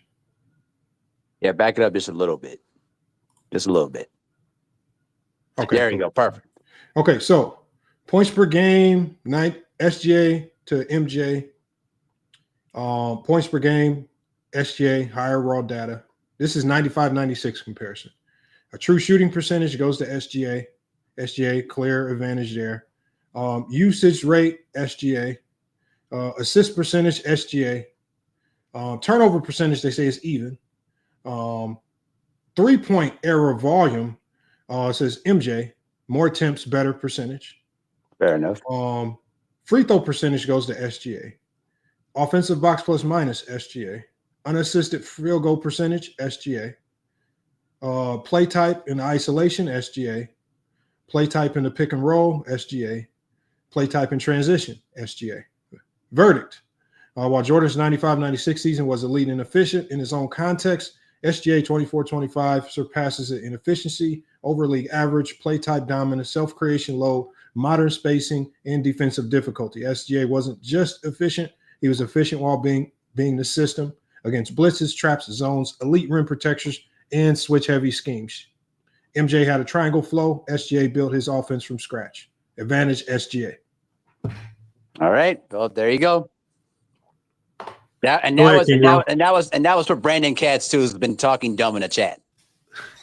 Brandon said, "This is casual." Again, and I see that 96, 97, 95, 96, Jordan was on a sort of a decline physically, but that's not the best. You got to really put young Jordan versus young SGA. That would be most fair. That's why I went to the 80s. But replying to you didn't accept that. You didn't accept that even when we showed you. No, okay, no. Again, Johnny, the first thing I said is this is an all-time season by SGA. I'm not trying to knock SGA. Now, it's the best in the modern era.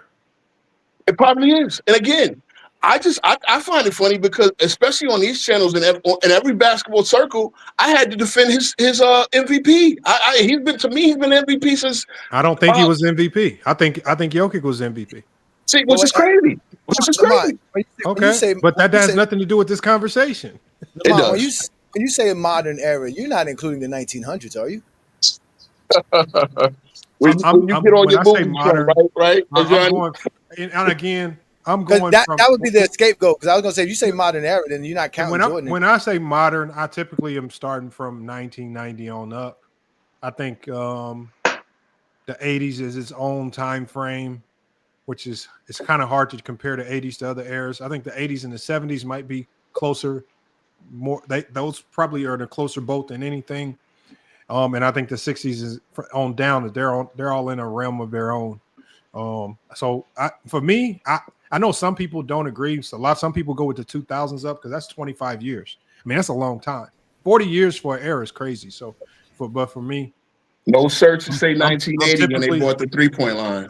I'm typically gonna say the 90s up.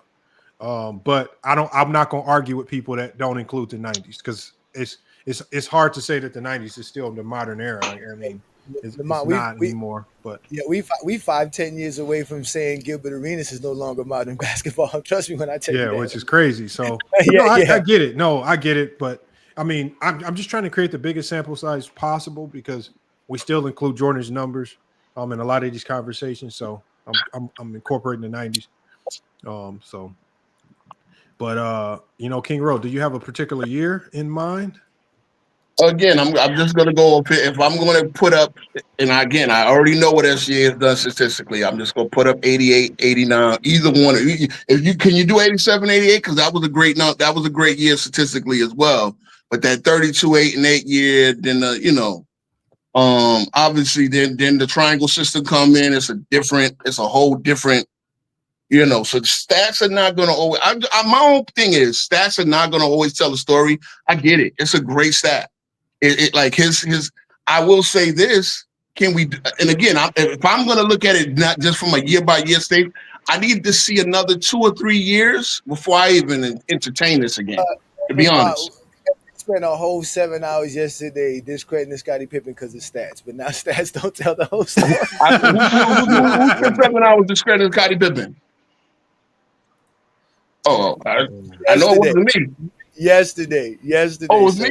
Oh, you said I spent 7 hours? Again, y'all never take one for the team, but y'all gotta take one for the team when you talking to me. Yes, y'all. I said y'all. Oh, yeah, okay. Yeah, you lumped me in with the crowd. I got you. You defending the crowd today, but now you don't want to defend them for saying silly stuff about. They're gonna say the same thing. Scotty stats, stat, and then you're not gonna say the same thing. You're not gonna say, well, that doesn't tell the whole story. That doesn't tell how Scottie Pippen helped the Bulls win 6 championships. You're not that you won't do that. You won't do that.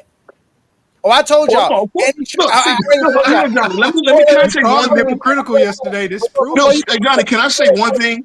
I got you. Hold up before you go. I just want to make an announcement. I done told y'all every time Lamont has a Kobe stream, it's a wrap for y'all. Blame George because every time Kobe in the stream, I'm showing up for all Kobe fans. I've been very nice with Kobe fans, but I'm no longer doing it no more when I get on the Kobe fan. King Rowe, you want to hear these numbers?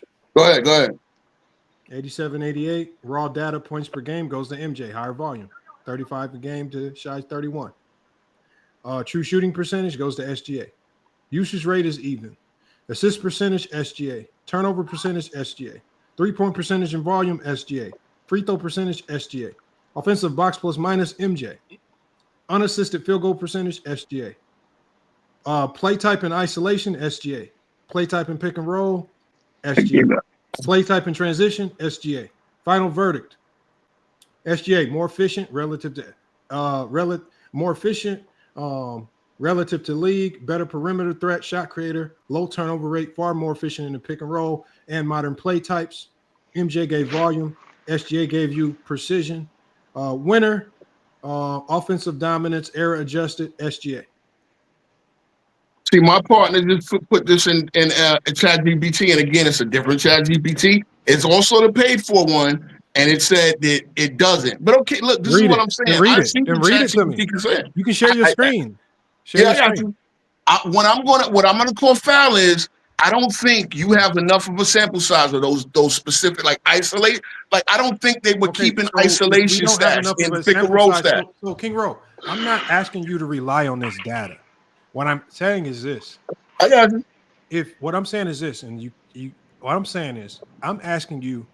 You keep bouncing around from this season of Jordans to this season of Jordan. No. I'm trying to stay. I went back to 89. So you understand what I'm saying? Go ahead. All I'm saying is, if you're a Jordan fan, you shouldn't have to bounce around from season to season to season to know what you think his best scoring season was. If you feel it was the year he averaged 37 I said 89. King Earl, can you please let me finish my sentence? I just want you to understand, because what you've done is this. If the numbers don't look right in this year, you'll run to another year. The numbers don't look right in this year, you'll run to another year. What I'm saying is, if you are a true Jordan fan, in your mind, you should already know what season you feel is his best scoring season. For example, with Kobe, a lot of people are going to run to the 05-06 year. Why? Because he did a lot of goddamn scoring. That's just like when I said Kobe in the chat, they went to that year. You're going to pick one season. You're going to stand on that for your player, and you're going to tell us why you feel SGA was either a better scorer than that version of your player or not as good of a scorer as that version of your player, and stand on those reasons. And it doesn't have to be embedded in the numbers that I've given you. The numbers that I've given you are just the numbers. The numbers account for every game. The numbers account for consistency. The numbers account for what the eye test can't all encompass, right? We know that. I don't expect you guys to try to remember back to 1987 and remember all the games and encompass all of that to come up with a decision. I know a lot of what you guys remember about Jordan and Kobe is nostalgia. The numbers are just helping refresh you on what actually happened. You don't have to use it. You can push back against the data if you don't feel like it's valid. But to replace that data, you're going to have to give us some valid reasons as to why you feel your player was better if these numbers don't matter. You have not done that. You're just upset that the numbers exist, and you haven't given us any valid reason as to why we should discredit these numbers and to take your word for it. You haven't given us a game, and I've asked you for games. You haven't given us any. You haven't given us any numbers. You haven't given us anything. You haven't given us anything to support your talking point other than you just don't like the look of the numbers that I've been putting on the screen. No, I never said that. Again, I respect Lamont. Hey, Lamont, he loves putting words in my mouth, Lamont. He wants to use LeBron stats. He wants to use assists and rebounds. Yeah, that's what I'm saying. This motherfucker running assists and rebounds now. We're talking about scoring. You said offensive. Again, you said offensive. Hold on. Hey, Johnny, have I been very clear about this being about scoring? Oh, of course you have, but that's not anybody up there. I'm going by the title, Lamont. Obviously, I clicked on it because of what I saw on the headline. But okay, I'm gonna make a couple of points. King Roll, stop it, man. Can I make a couple of points? Because I'm not gonna come with numbers. I don't y'all love numbers. That's great. No. Okay, no. Can I make one point though, Lamont? You got 30 seconds to try to explain. First of all, you have to pick a year. Year? Number one, there's a reason why I'm saying we need to see more seasons like this from SGA. Because here's the deal, right? SGA has been on the ascent. Jordan came in. Hold on, Jordan came in. Stop. Hold on. We're comparing SGA 24-25 to any season of your favorite players. This is not about if we need to keep saying it. This is not about if he can be better than Jordan or Kobe for the duration of their careers. This is Lamar, just you 1 wild, year bro. versus another year. Pick a Again, year I of Jordan stuck and with Kobe. Make the again. comparison. I'm gonna tell you again. I'm sticking with 89. Okay. I've Okay. multiple times. So why do you have to So keep saying in something 30 different? seconds, tell us why Jordan was a better scorer in 89 based on You know what why? you You know why? Because by 89, the league had tried to adjust to what Jordan was doing for 4 or 5 years. I don't think the league has been adjusting to SGA because he hasn't been thought of the best offensive weapon until this year. So now, guess what? That's why I say give me 2 more years of this, and let's see when the league adjusts to him if those numbers stick up to Jordan. Now, you can say right there, this will always be better. No, this will always be better than Jordan's 89. Shay's been doing this for 3 years, sir. Not at this level because they thought other players were better. He hasn't even. Yes, he has, sir. He has been doing this at He this has level. been great. He has been great. He hasn't been the man. Shay's true shooting percentage in the playoffs this year is We're not below talking about the 59%. playoffs. So I know. Yeah, the see, league Brandon, they're not going to let you average get off that about off. the They're regular going to stick to regular season. this season like era that. is The only thing that matters. 57%. Shay is only at 58.9. Michael. Okay, hold on. For the idiots, y'all, this is how the conversation gets derailed to nonsense. Michael Jordan I don't want to have to keep muting y'all because I'm already about to kick King Rowe and Brandon out already because y'all cannot stick to the topic. You try to stick somebody to an argument, and that's cool, bro. King Rowe. Y'all make me have to mute people, and I don't want to mute people. This is about SGA's 2024-25 regular season. This is not about if he can keep doing it. This is not about if he can do it for another 3 years. It's about everything that he's already done in this season that's already complete versus any particular year that you select from Kobe or Jordan, if you feel that that's their best scoring year. And if it's better or if it's not better. That's all this is about. This is not saying that SGA is going to be better than Jordan by the end of his career. This is not saying that SGA is going to be better than Kobe by the end of his career. This is just about one season scoring the basketball, not as a complete player, just scoring versus Jordan or Kobe's best scoring year. What is your case as to why that particular year is better or worse? This is not about all of this other stupidity. It's not about the playoffs. It's just about one regular season versus another regular season. If you cannot stick to that, then don't come up here because you're just wasting our time. And there's people up here that haven't even got to talk.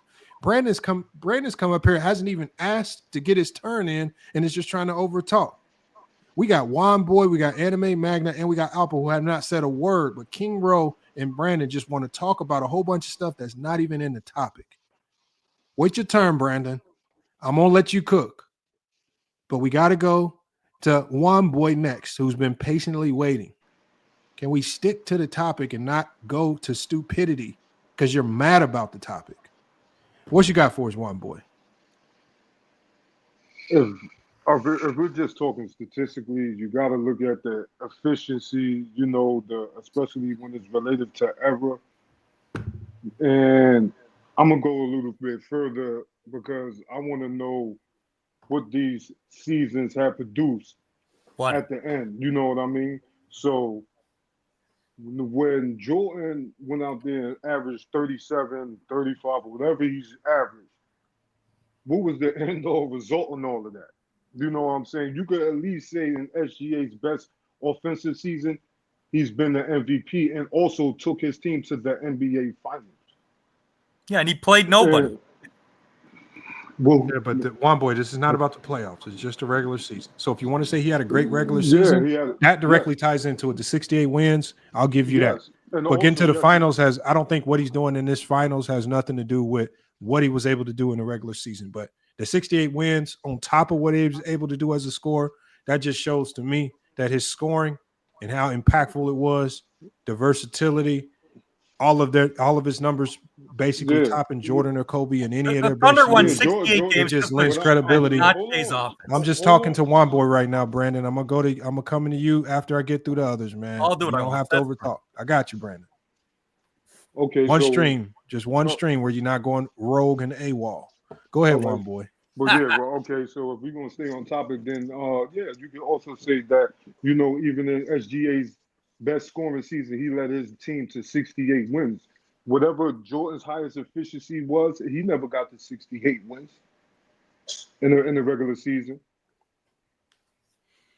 Now, when you look at the just raw data, because again, I think when you go to the 68 wins, if you want to say that, okay, that helps his scoring, that helps us understand that his scoring was a bit more impactful, but that's still about team as well. If you look at just as individual scores and what they did as individual scores, what year do you feel? I mean, do you feel that this year's version of SGA surpassed the best scoring years of Yeah, Kobe or Jordan? yeah, Any individual year that you can find for either one of them two?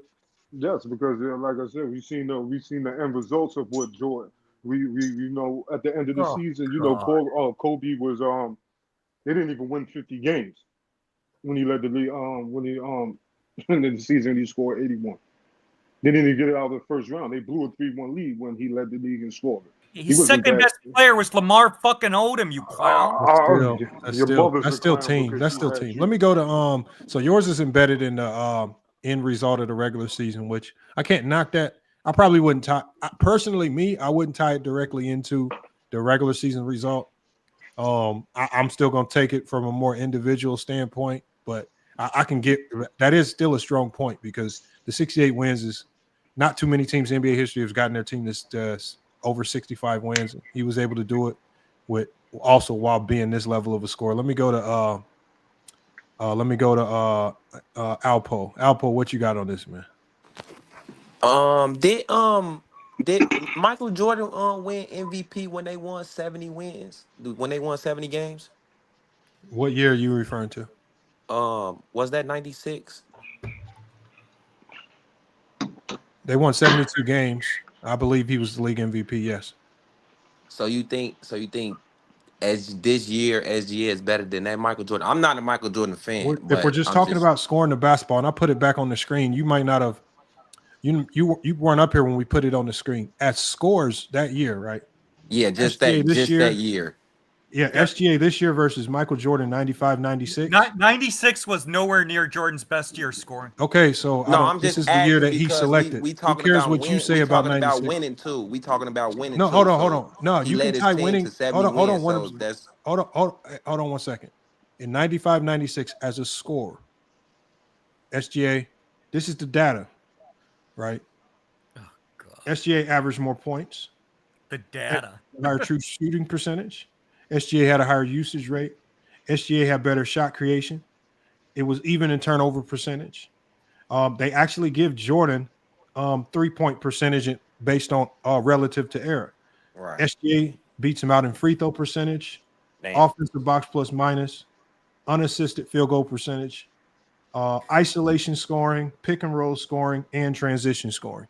He Damn. beats him out in all of those. So Jordan only has one category. Oh yeah. Well, yeah. That's Now, what I was now, because if you want to say that the 4 more wins, the 72 wins to the OKC 68 is what makes Jordan scoring better. Okay. No, I don't I'm know if not it's very saying that. strong. I'm not a Michael Jordan fan. I'm not saying. I was just asking a question because y'all brought winning into it too. No, Because he won 70. I just told Juan Boy, I said be very of the winning because the winning is team, which Right. we can easily say that Jordan in 96 had the best team in the NBA and Gilgeous-Alexander this year also had the best team in the NBA. So I Right. think when you talk about, I think that's kind of a wash there because we're talking about both players who were on the best team in the NBA Right. with the best help, right? Oh, okay. I was just And so I think that's the work. So then since it's a wash there, since they both had very similar regular season results, now we got to go to the raw data and the stats. And when we go to the raw data and the stats, that's where in 95-96, I feel that SGA topped Jordan. I personally feel he topped Jordan even with the eye test that year because as King Rowe has mentioned, Jordan was on decline. It wasn't the same Jordan, but the numbers also supported as well. SGA just outpaced him in every imaginable number for versatility, offensive creation, even raw data. Just outpaced him in everything. well. I If asked you want to that. use 95-96. I use that year for Mike because that's the most wins that they won when they won a championship. So yeah. And I think ultimately comes down to the conclusion is, if you feel that that's Jordan's best scoring year, is it better than SGA in 24-25? No, not by the number. The numbers don't show it. Then hell no. No, will you allow me to reiterate? Because the numbers show, because that's what he did on the court. In order to get the numbers, you got to produce on the court. So Got to produce on the court, you man. got to produce on the court. So hell yeah, by the numbers, what you just showed, if it's a whole motherfucking list and he check all the boxes, he a better player this year. Then Now, what I'm doing is what I'm also doing for is I'm this not for limiting. this year, we're not saying he's a better basketball player Thank you. overall. We're just Yes, saying I for this agree. year, And we're only talking about scoring. So hold on, let me go to anime mag. Let me go to anime, and then I'm gonna go to either Mingo or Brandon next, depending on if Mingo wants to go. But anime, what you got on this? What out of Jordan and Kobe, what do you feel their best scoring year was? In terms of scoring efficiency, it's SGA by far. And that's versus any year of Kobe's or Jordan's? They far surpasses any of Jordan's years, in my opinion. These people didn't watch basketball before 2000. This is Okay, Brandon, you'll have an opportunity to go, man. Anime, he ain't been talking for nothing but 5 seconds, Brandon. If you feel your opinion's superior, make sure you utilize your 1 to 2 minutes very efficiently and don't waste it. Go ahead, anime. Based on the statistical evidence and advanced analytics, SGA is by far better than Michael Jordan. Do you feel, anime, that there's any reason to discredit the raw data analytics or analytics? Because people heavily rely on the eye test instead of looking at the stats, and the stats prove. No. What I'm saying is, there's going to be some people that, like obviously like King Rowe. I don't know why he left. There's going to be just some people that are going to pretend as if the raw data and the analytics aren't as valuable. They don't mean anything. That we're getting fooled by them. Is based on what you know about the game of basketball. When you have this many metrics over another player, are we to just ignore that and go with one person's surmised eye test, or do you feel the numbers typically kind of trump what people claim they see? Well, in my opinion, the numbers and the statistical evidence easily trumps the eye test, because you can't just heavily rely on the eye test to make an argument. You have to include stats as well. If you try to argue against the numbers, you'll look stupid every time. You will look stupid. I do agree there. We see that all the time. I know Go James Kingdom sees it all the time as well. Mingo Jester, man. I know you're gonna rock with Kobe on this one. What was Kobe's best scoring year, Mingo Jester? You know, that ain't what I wanted to. So I wanted to open it up and add everybody to it. I just want to have fun with it and see. They say have the best season of all time. Put everybody in, not just Kobe and Jordan. Everybody. I want to see everybody. And the reason why I didn't do everybody is because when we're just talking about the best, especially if we're talking about what we consider as the modern era. If we're just talking about the modern era of basketball, we're excluding Wilt's 50 a game and all the years where he just averaged ridiculous amounts of points. There's only two players. There's only two players in the conversation. Maybe you can throw a James Harden year in, but there's typically only two players that we feel have had the best scoring seasons.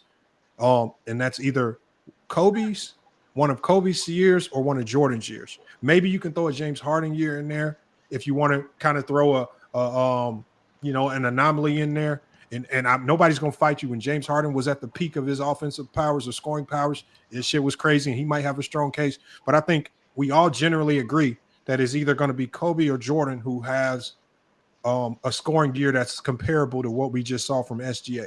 Like, you're not going to see it from Steph because you're not going to see the consistency across the board in all of these categories. You're not going to see it from – I mean, we go down the list of all the great scores. It's typically going to belong to Jordan or Kobe. That's why I relegated to those two. These are the two of the greatest scorers of all time, and they've given us seasons that we can easily identify.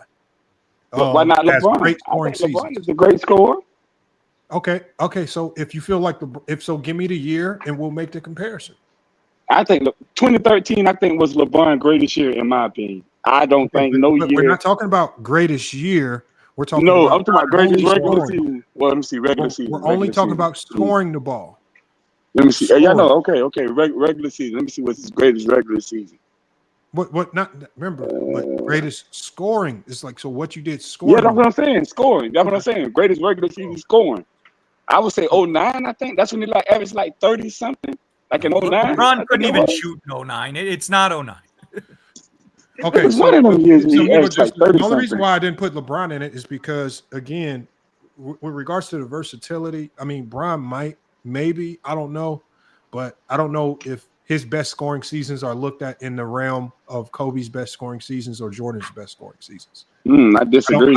I don't think that's what made LeBron great. I think disagree. LeBron, combined with everything else he did, allowed him to have some of the best seasons in NBA history. But if you're just talking about scoring the basketball, I don't know if I could put his best scoring seasons up there with Jordan or Kobe's best scoring seasons. LeBron don't have 4 league MVPs As for a nothing. scorer, And that's a regular season award. And that's a regular season award. But that's not saying that LeBron doesn't have great scoring seasons. But it's a different conversation when you try to put his best scoring seasons against Kobe or Jordan's, which, again, LeBron's strongest case is going to fall in efficiency.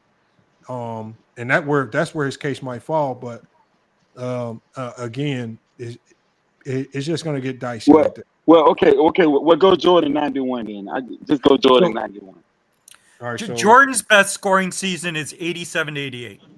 Okay. We'll go with that then. Yeah, go with that. Jordan 87. You said 87-88? Yeah, go with that. Go with Brandon. Pull it up. I think we did that one already. Let me pull it up because I have it right here. Shai does not compare to Jordan that year in any way. Hold on, let me pull it up. That's not been in Jordan's 89 season for the metrics that Yes, the 89 season is probably Jordan's closest. You don't know how to analyze. You don't know how to analyze basketball. You just look at stats. Jordan's roster was garbage that year. Okay, Brandon, it's still not on you. And the only reason we have to mute you, Brandon, is because you don't know how to control your mouth. His teammates got to do with anything. What does his teammates have to do with anything? Nothing at all. Because it has to do with spacing, you fucking clown. Shai has far better spacing than Jordan did any year in his career. Not true. That's why you can't compare. Not true. That's false. Jordan had the illegal defense. Jordan had illegal defense. Jordan had illegal defense, man. The rule change without talking about physicality. Michael Jordan averaged 35 a game. Okay, Brandon, what year of Jordans are you selecting? That's all we need to know. He said 87-88. 87-88. He said 87-88. All right, let me put it on the screen. And Brandon, you can walk us through the data. Brandon, I'm about to put it on the screen. All right. And you can literally tell us if it's meaningless or not. I don't care what you do with the data. You just tell us about the data. That's fine. All right, hold on. Let me put it on the screen for you. I'm talking regular season. Yeah, I know. That's all we want to playoff.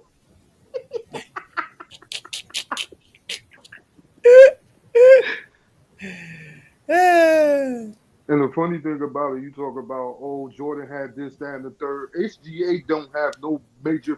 Great! He's got fucking Chet, Jalen Williams. He's got Ethan Wallace, Alex Caruso. Shai hasn't. No. Okay, I'm so fucking sick of this clown ass shit. I'm gonna read the starting lineup. The Chicago Bulls. Okay. Hold on. Why do y'all try to get Brandon started with a whole bunch of stuff that does not matter? When Jordan, your team does not matter. He talking about the team. Hold on, y'all. Your team, first of all, always bringing up Jordan's teammates. It's like let me help y'all out. No, don't Jordan go had to teammates, but he had no space. Okay, Brandon, hold on one second, y'all. Don't go to team defenses or all that data. That data's already been pulled. SGA saw far more double teams. He saw far better defenses. He saw far more zones. The rules are different in this era. They even went down to calculating. Please hold on one second, Brandon. They even went down to calculating how quickly the physicality is different. The rules are different. Okay. They even went down to calculating how quickly the help rotates towards Shai when he touches the ball. I mean, I showed y'all this in the beginning. I mean, do I have to show you again? Right? Let me put it on the screen for you real quick, just so you guys can see. Like, you guys start to talk about so many things. that we've already covered here because you don't pay attention. Like you just saying things were better back then is just you saying that. It's not true. When we say error in defenses, SGA saw zones 20% of the time. SGA versus the top 10 defenses in the NBA shot over 50%. Swarm frequency, every time he touched the ball, according to Synergy, the swarm frequency was very high. When Jordan touched the ball between 88 to 91, the swarm frequency was very low. This also, crazy enough, is we see this when we play the film. Help recovery time. When Shai touches the ball and makes his move, they seeing help defenses rotate in 1.1 seconds or less. Jordan, it took 2 or more seconds for anybody to even move or rotate, giving them more time. So when you talk about more space, well, illegal defense is what manufactures space for Jordan. He didn't need shooters because the illegal defense gave him space, right? Teams had to deploy one guy, and it was harder to send more help. So you talk about slower athletes who rotate slower, who are also inhibited by the illegal defense mandate. So it says from 88 to 91, Jordan saw zones essentially 0% of the time. He shot 47% versus the top 10 defenses in the NBA from 88 to 91. Swarm frequency low, and the help rotations took two seconds versus the best athlete in the league at that time, 2 seconds. Defenses recovered much faster versus Kobe, right? But the fastest we've ever seen defenses rotate was in this era versus SGA. And not only did he see more defenses, more that can do more because they're not inhibited or prohibited by any rules, he's seeing more zone, he's seeing more swarms and blitzes and things of that nature, and he's shooting and scoring at a higher level in almost any particular manner that you can see, from isolation, from pick and roll to transition to even post. He's scoring more points per game than all of these guys. So no matter how you try to categorize it, even if you want to incorporate defenses, which I feel that's even unfair to even go down that lane, SGA still usurps Kobe and Jordan if you want to insert those nuances. Now, this is the raw data associated with it. If somebody wants to come up here and talk about what defenses Jordan saw, well, you better be coming with some really good video, because I'm not believing anybody's eye test from games that were played in the 80s. So, Brandon, when you talk about these games of the old, just let me know what year you're talking about. I'll pull up the game, and we can play some film of what it looked like, and we'll see. And y'all get mad every time I start playing film of these old games. Y'all get mad. So if you want to do the eye test, I have access to get the games. Don't say a game. Don't talk about things if you don't want me to put it on the screen. Stick to the raw data. If sticking to the raw data is what gives Jordan his best case.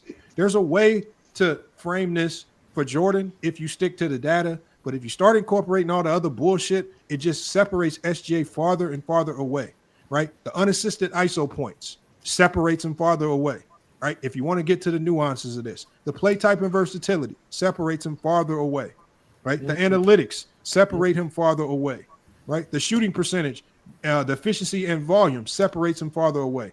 There are ways for you to frame it without going down roads that are just going to completely decimate your talking points. Don't decimate your talking points because you want to deal in nuances that you think we can't prove because we won't go get the film. I will go get the film, right? And one person's opinion is one person's opinion. Ain't nobody came up here and said, King Rowe, your opinion is stupid. You're a fucking idiot.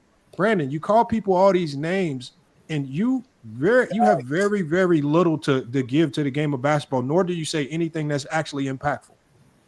You got about 2 minutes, Brandon, to actually say something that's going to help us out, because the ad hominems, nobody wants to hear you come up here and just talk shit and cry.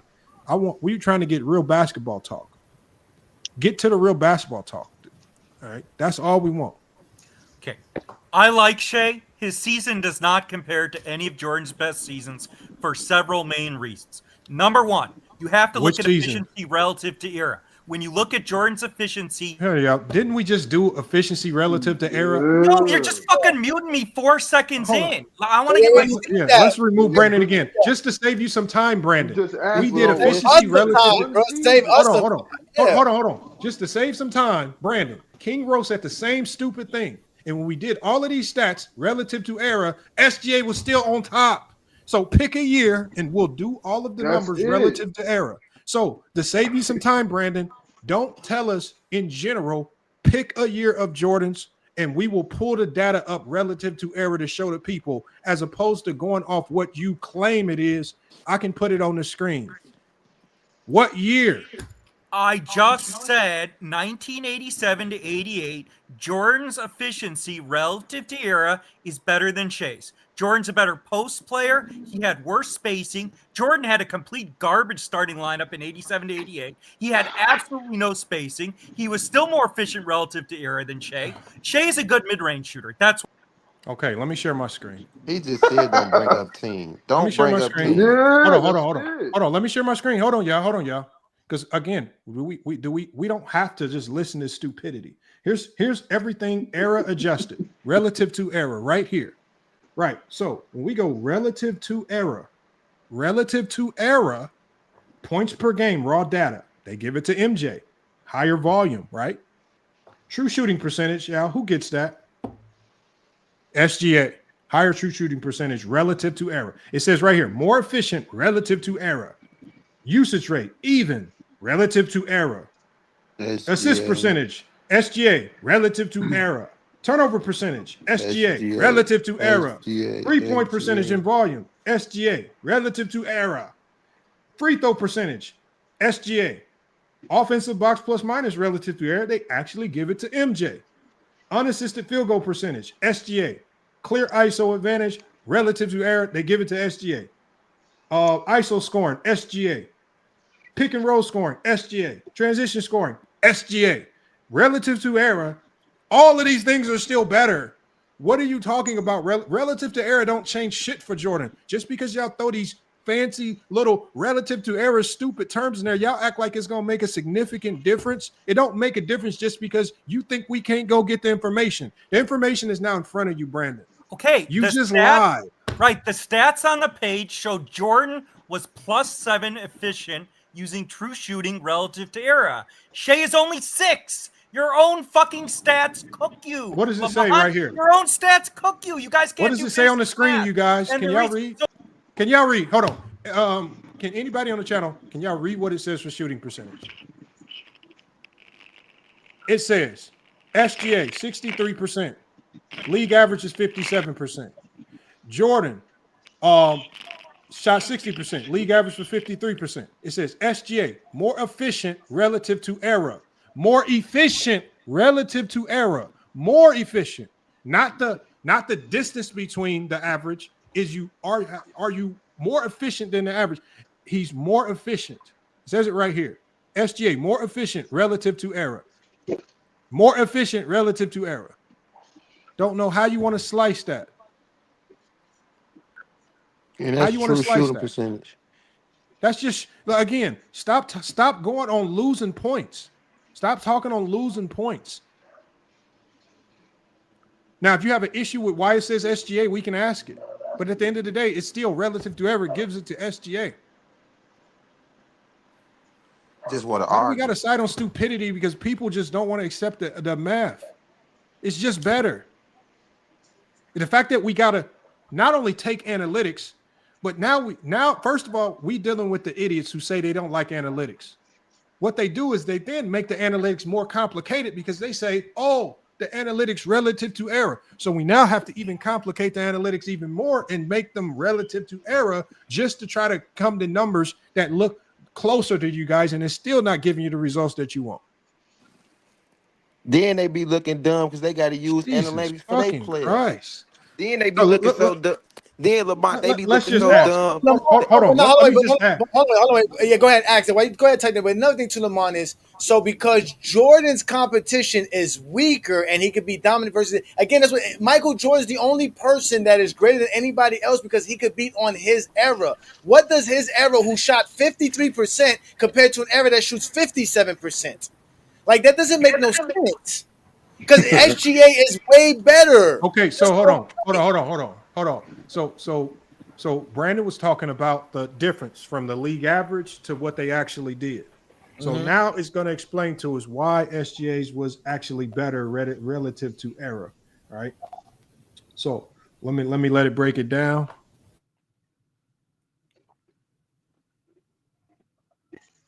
Okay, so here it is right here. So it says true shooting percentage accounts for field goals, 3-point percentage, free throws. Hold on, it's still loading some stuff in, y'all. Okay, here it is.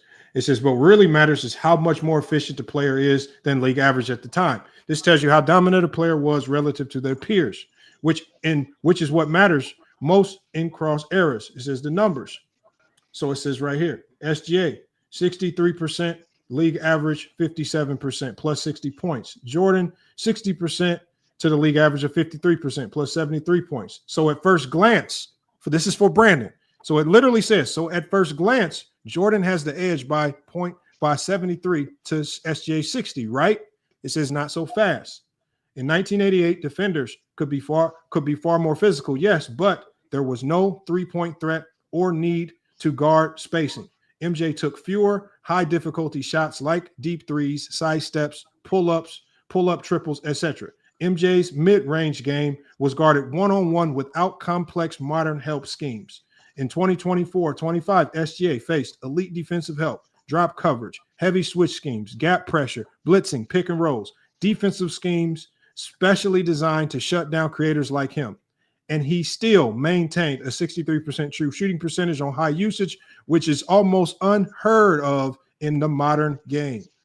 Efficiency plus the difficulty of shots, SGA's efficiency comes while being the offensive engine. A lead in the pick and roll, isolation transition, creates 85% of his buckets unassisted, shooting a modern shot diet, mid-range pull-ups, tough twos, floaters, and threes, still posts 63% true shooting on 31 points per game. Conclusion. While MJ's gap is technically higher, SGA's plus 60 in today's game is more impressive. That's why it gives it to him. So, again, you can choose to disagree, right? But the way the game is played today, which again, this is something that a lot of you guys always try to push back against. The game today is harder. It's more difficult. It's better. Defenses have more weapons. Players are bigger, stronger, faster. It just is what it is. Jordan did not face what SGA faced. Jordan did not see the defenses that SGA saw. Y'all want to pretend like these guys were killing Jordan? They couldn't touch Jordan. They couldn't breathe on Jordan. Jordan lived at the free throw line. But SGA's a free throw merchant, and Jordan's not. Stop it, y'all. Stop it. So we're going to give Brandon one more chance. Okay, you can't name a single defense Shai played as good as the bad boy Pistons. Michael Jordan was far better in transition, far better attacking the hoop, and this is Michael Jordan's starting lineup. This is the spacing he had in 87-88. Michael Jordan was playing with Brad Sellers, Dave Corzine, Sam Vincent, Charles Oakley. Grant and Pippen were rookies who barely gotten in time. Michael Jordan was more efficient relative to era with less talent, weaker spacing, and against tougher defenses. Chicago was playing a Knicks defense, a Celtic defense, a Pistons defense. Shai's playing nobody. Shai has elite spacing, better teammates. He's facing weaker defenses. The other thing that you and Chat DumbBT are missing is the defensive strategies are much more sophisticated now, Lamont, than they were in the 80s. So when you talk about how you Isn't that what we just said? You talk about how the defensive strategies are more efficient now than in the 80s. Well, the offensive strategies are much more efficient too. Again, if Shai played in the 80s, teams could close out on shooters in the 80s. They could step under them. You could do what Bruce Bowen used to do to Kobe, what Jalen Rose did to Kobe. If you did that to shooters, so my only question, so just so you can get through your soliloquy, is how do you account for the illegal defense, Brandon? Because the illegal defense, first of all, number two reasons, and Johnny makes this dumb point as well. Number one. How do you account for illegal defense? Because there was no front court spacing and they didn't enforce the rules consistently. And so the spacing was far worse in the 80s and 90s than it is now. What evidence do you have to support that they did not enforce the rules consistently? I watched the game. Lamont, what game did you watch that we can reference back to? I guarantee they called it in the game. I guarantee you they called it. Lamont, was it easier? Give me one game. I guarantee they called it. This is such a fucking clown fest. Give me one game. Since your eye test, since we got to believe your eye test, give me one game. Lamont, was it easier? Give me one, Brandon. put it in the private chat since you can't see. What y'all want to do is y'all say y'all saw these things. I want to go look it up, Brandon. I want to pull your card. Tell me what game to go pull up, Brandon. Lamont, tell me the game. What I want to do is, hold on. Let's just do it. While we talk, what I'm going to do is I'm going to pull up a random Bulls game from 87, 88 year, and we are going to look at the spacing. Was it guys just being bad players? Or was Jordan getting guarded one-on-one primarily because the illegal defense stymied and stifled teams? Are y'all really telling me that if teams could really cheat the system and go double Jordan and go sit in help gaps, they wouldn't have set in help gaps to stop Jordan? If they come on, man, this is just every time I show footage from those. Why does everybody's take got to be embedded on what they think they remember from the 80s? And they never did. They never saw it. But if they remember, all I asked y'all was, if you're going to reference the 80s and you're not going to use numbers, then you need to be telling me what game film to pull up, because I'm not going off none of y'all's memories. None of y'all can't remember what y'all did last week. And I'm supposed to trust y'all memory on a game from 87. Y'all didn't watch. Y'all were watching on very grainy TV sets. You didn't get very good image quality, and I'm supposed to trust what you saw in 1987 on some TV set that you weren't even getting 360p quality. Before when he born in 87, Lamont. Man, come on, man. These people say they remember these things. What we know about the legal defense, what did the players say about the legal defense? What did Jerry Sloan say about the legal defense? Right? What did Jason Williams on Players' Choice say about illegal defense? They all say the legal defense. And then what happened in the league when they removed the legal defense? As soon as they removed the legal defense, every defense in the league got significantly better. So much so that nobody in the fucking league could score for years. That's how that's how much illegal defense was holding the league back. That's how much it was holding it back. That once they got rid of it, nobody in the league could score. We had some of the lowest scoring games ever in NBA history when they removed illegal defense. But we're supposed to pretend that it didn't have an impact on Jordan. Does it take away from what Jordan did? No. Did it significantly aid Jordan in being able to score? Yes. Jordan himself said to the league, if you allow teams to zone up, it will impact my individual ability to score the ball. I didn't say that. Jordan said that. Grant Hill said that. Tracy McGrady said that. All the people that were begging the league to keep the illegal defense were saying, if you allow the zone in, it's going to impede our ability to score the ball. Come on, man. And they don't like to hear that shit when you talking about their favorite player. Nah, they don't, because they know they know zones like the 2-3s or the stop. And see, this is when Brandon says stuff like this, he's hoping that y'all are stupid. The lowest scoring games, when there were low scoring games in the 90s, Rod Thorne exposed it. Rod Thorne. It was in the late 90s too. It wasn't even early 90s. Yep. Rod Thorne said the games are becoming low scoring because he said teams are strategically manipulating the illegal defense rule and the game is coming to a bore. What they're doing is they're literally spacing everyone else out so wide that it'd be easy to see if anybody was illegal, giving the ball to their best player on one side of the floor, allowing them to work almost to the end of the shot clock on every single play. Rod Thorne said that teams like the Knicks and the Jazz, there was a lot of teams in the league that were manipulating the legal defense rule, making the game boring. They were slowing the game down too much. This is why you had a whole bunch of people standing around watching a superstar. Think about how the game was played in the 90s. Standing around watching the superstar go to work. Look at the Knicks. Look at the Bulls. A lot of standing around watching one player go to work. This is why they removed the illegal defense. It had nothing to do with the quality of the defense. It was teams manipulating the rule. I mean, we've literally pulled up games, Bulls versus Jazz, where you can literally see the players intentionally spacing out, and as soon as a player takes an inch the wrong way, the players are pointing, saying he's illegal, he's illegal, he's illegal. They're snitching on him. So at the end of the day, when we have film to support what we say, there's too much film to support it. On top of Rod Thorne, his assessment, and the rules committee in their assessment in getting rid of the illegal defense. They got rid of it because teams were manipulating it, slowing the game down to a bore. That's why. They ass used to be We high got we too. got we got video clip. Can we just play it for them, Lamont? Look in the private chat. Hold on. Let me. Where's the private chat at? Yeah, they Well, instilled go the look at five. your video. Go look at your video clip.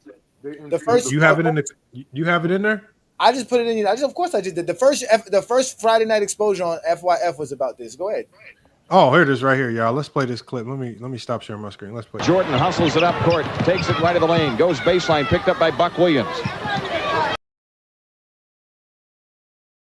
And that means it's Grant in deep against Hobson, and they're illegal trying to cover out of it. Baseline left. He comes into Jordan in the left corner against Dennis Johnson. Artis is illegal. Finally, Jim Capers makes the call. Left to right up top. Paxton, right side angle to Michael Jordan. Jordan got about a grip. Jordan squares one-on-one, fake left, go right to the base. Leap and lean, try to reverse, block.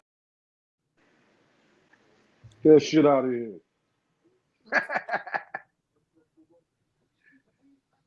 This shit look trash. Every time it was illegal, what'd you hear? Every time they were trying to pack the paint, clog lanes, blowing the whistle, illegal. The whistle.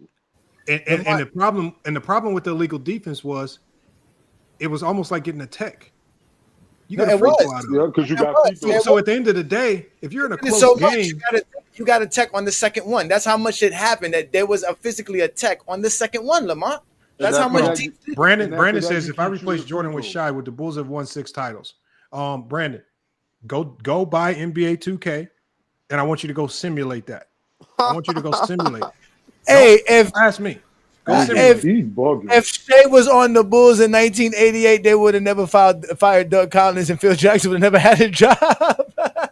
What other thing? Everything that you want to play out in your brain, you can do it on NBA 2K. Just go do it on NBA 2K, Brandon. Simulate it, come back, put it on Hall of Fame, and come back. He says, I'm afraid to answer the question. How the hell am I supposed to answer the question? That's not it.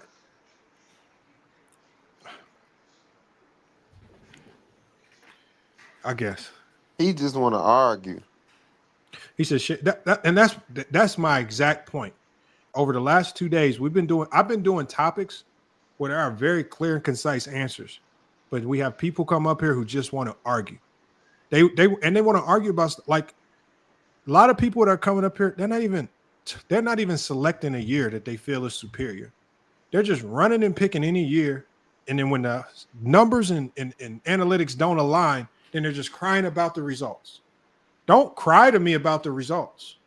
These are the same numbers that people like Brandon Katz will use to say Jordan is better than LeBron. But as soon as these numbers say Shai is better than Jordan in any given season, and all of a sudden we're not supposed to use the numbers.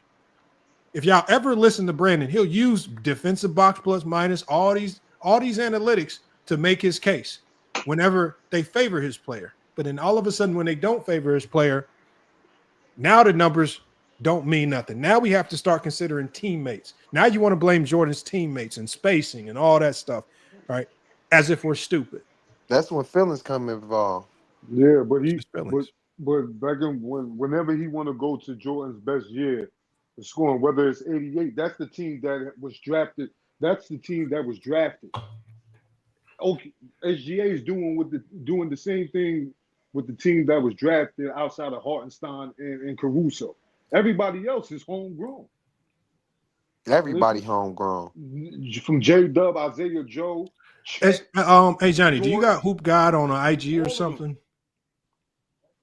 He making it work with the team that they picked. They handpicked. Ain't nobody on the level of Scottie Pippen that's playing for the OKC Thunder right now. They don't know how to listen, Lamont, man. They don't know how to listen. And to be honest with you, he gave the Bulls a disservice. Dave Corzine was known as a stretch big. He was supposed to be a good guy who could shoot from 15 to 20 feet. Same thing with Oakley. Same thing with Brad Sellers. Same thing with John Paxson. These guys were all added to the team to help give Jordan space. That's why Jerry Krause was so great at what he did. He put players around Michael Jordan to give him more space. That's why they drafted Horace Grant, which was supposed to be at that time like a transcendent type of power forward. You know what I'm saying? More smaller, that can shoot from the outside, things of that nature. Yeah, cool, quicker, more athletic. Yeah, they added Sam Vincent, who had championship experience, came from Boston to help the Bulls win. So he acted like bringing Sam Vincent was a problem. Sam Vincent was a good playmaker. Jordan just couldn't make none of those guys great because all Jordan wanted to do was shoot. And that was really it. So Yes. Dave Corzine was a stretch big. I watched 1988 games. I watched more 1988 games than you did. Yeah, that's why he used to shoot. Him and Oakley used You're laughing. You're the one who said Jalen. You brought up Jalen Williams and all these other guys that you wouldn't give no respect for to play in the 90s, but you're going to sit here and talk about Jordan's guys like they were not good. And relative to era, they were good. Relative to their era, they were good. Yeah, and they weren't post players. They weren't going to kill you with their back-to-basket game. They had to shoot the jumper. He said 11%. Nobody was shooting threes. Jordan shot 13% from three-pointers in 1980. Couldn't shoot or Nobody jump, was shooting. I said stretch. I said 15 to 20 feet. Just like Lamont said, and just like Chat GPT said, that back then the three-point line and shooting outside of 20 feet, nobody really guarded.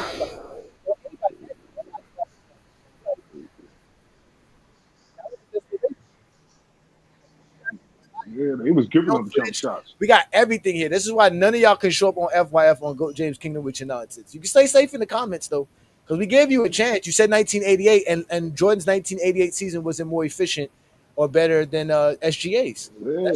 That's just the truth. No Kobe either. You can't go find a season for neither one of them.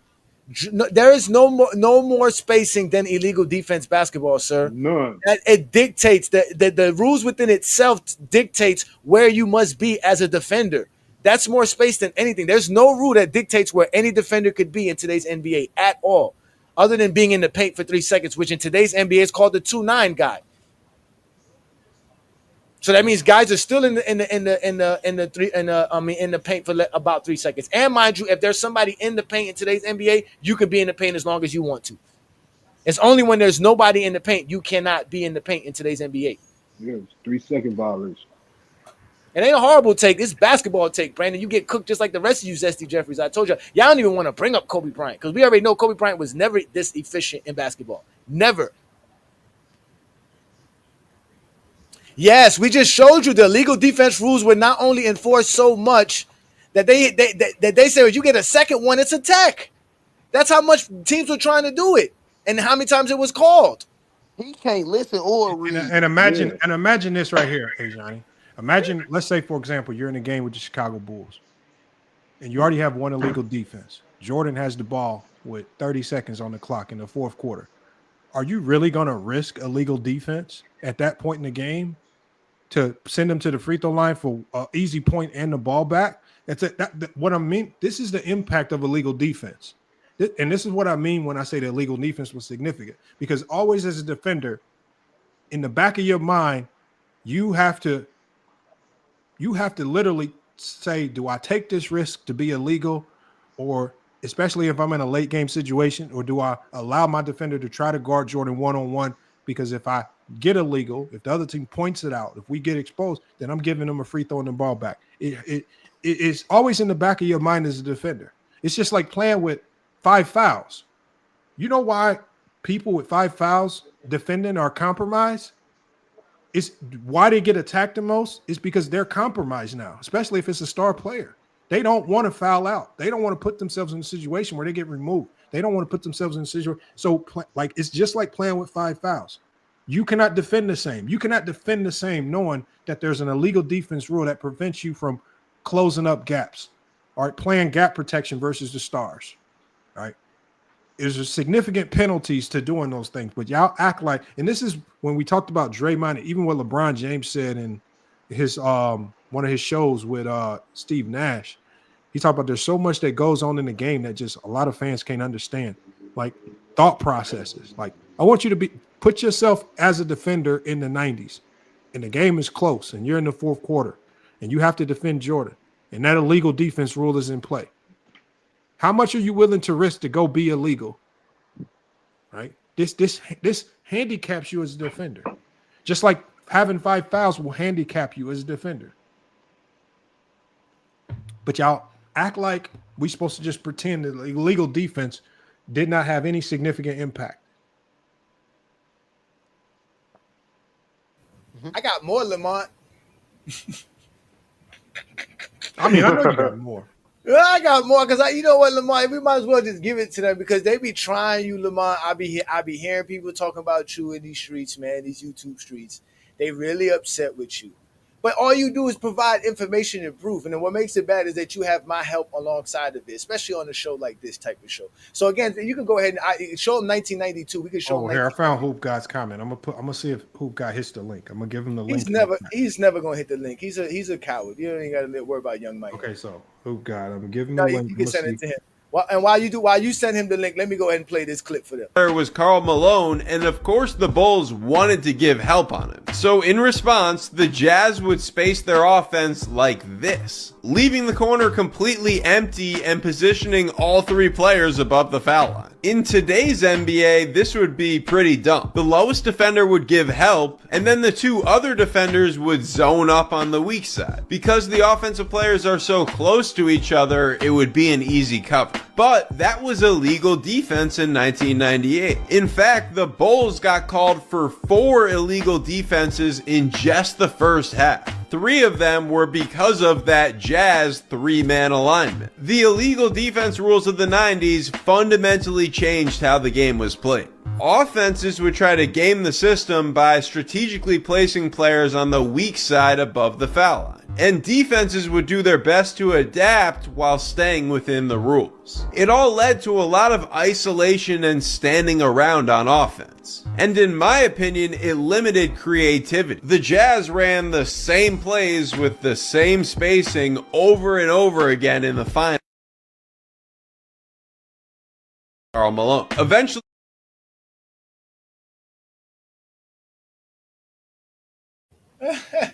there you go, right there. You see how it. Wait, Lamont. Did they say they called it 4 times in the first half? 4 times in the first. Oh, but according to Brandon, they don't call it. They called it 4 times in the first half in the finals.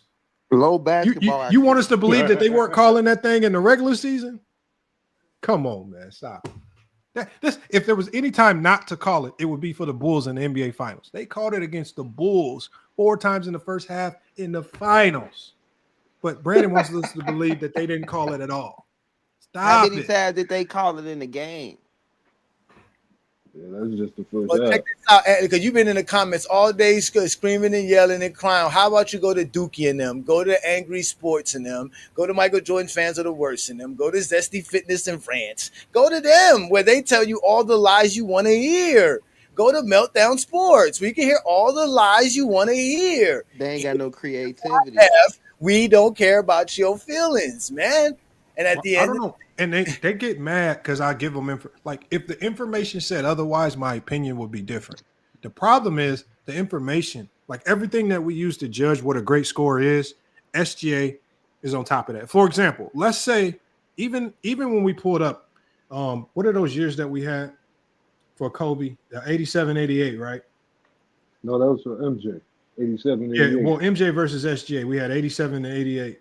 The numbers. And Kobe in 05, 06. Like, so for example, let's just pull that back up. So let's just say, for argument's sake, we'll just say for argument's sake without using context. Let's just say for argument's sake, we give, just for argument's sake, let's just say for argument's sake, we give true shooting percentage a slight edge to Jordan. What does that still change? SGA is still better in assist percentage, turnover percentage, 3-point volume, free throw shooting, unassisted shot creation, isolation, pick and roll, and transition.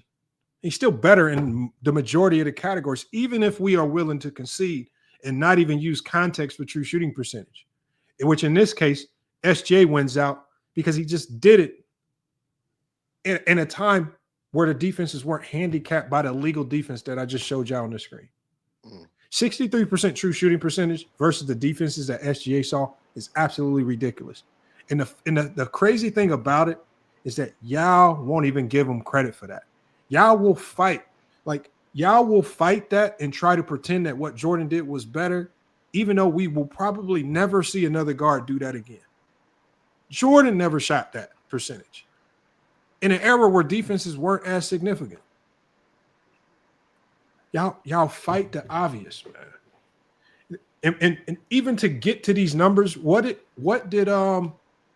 Brandon have to do? We couldn't just use the raw numbers. We had to take all of the numbers and analytics and say adjust them for error. We just can't use the numbers. Because when people go reverse engineer and do this adjusted for numbers, should we, when we say that Jordan averaged more points per game than LeBron, should we adjust the numbers relative to error or do something silly like that to try to finesse a new way to put LeBron on top? No, we just say Jordan, okay, average more points per game. Woo. I'll live with that. Nobody's going to argue on that. We're not going to fight you on that. Y'all will fight the obvious numbers and make obvious numbers more complex just to try to get to a point that doesn't exist. But we're the ones that used analytics wrong, which is wild, man.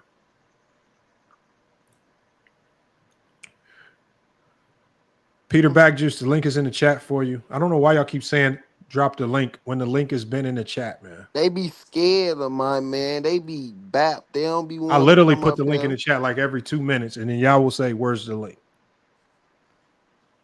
They be scared. They don't be wanting to come up there. Yeah, come on, put yourself in this blender. He says Shai definitely Shai does not get credit. Shai does not get any credit, man. Hold on, we got King Rowe coming back. King Rowe was good, man. He getting credit. We giving them credit right now. We gonna get it through their hard. So King Rowe, do you want me to ask ChatGPT where it's getting his numbers? Yeah, that'd be nice. Because I need to know how you find the next gen stats for Michael Jordan 88. Hold on.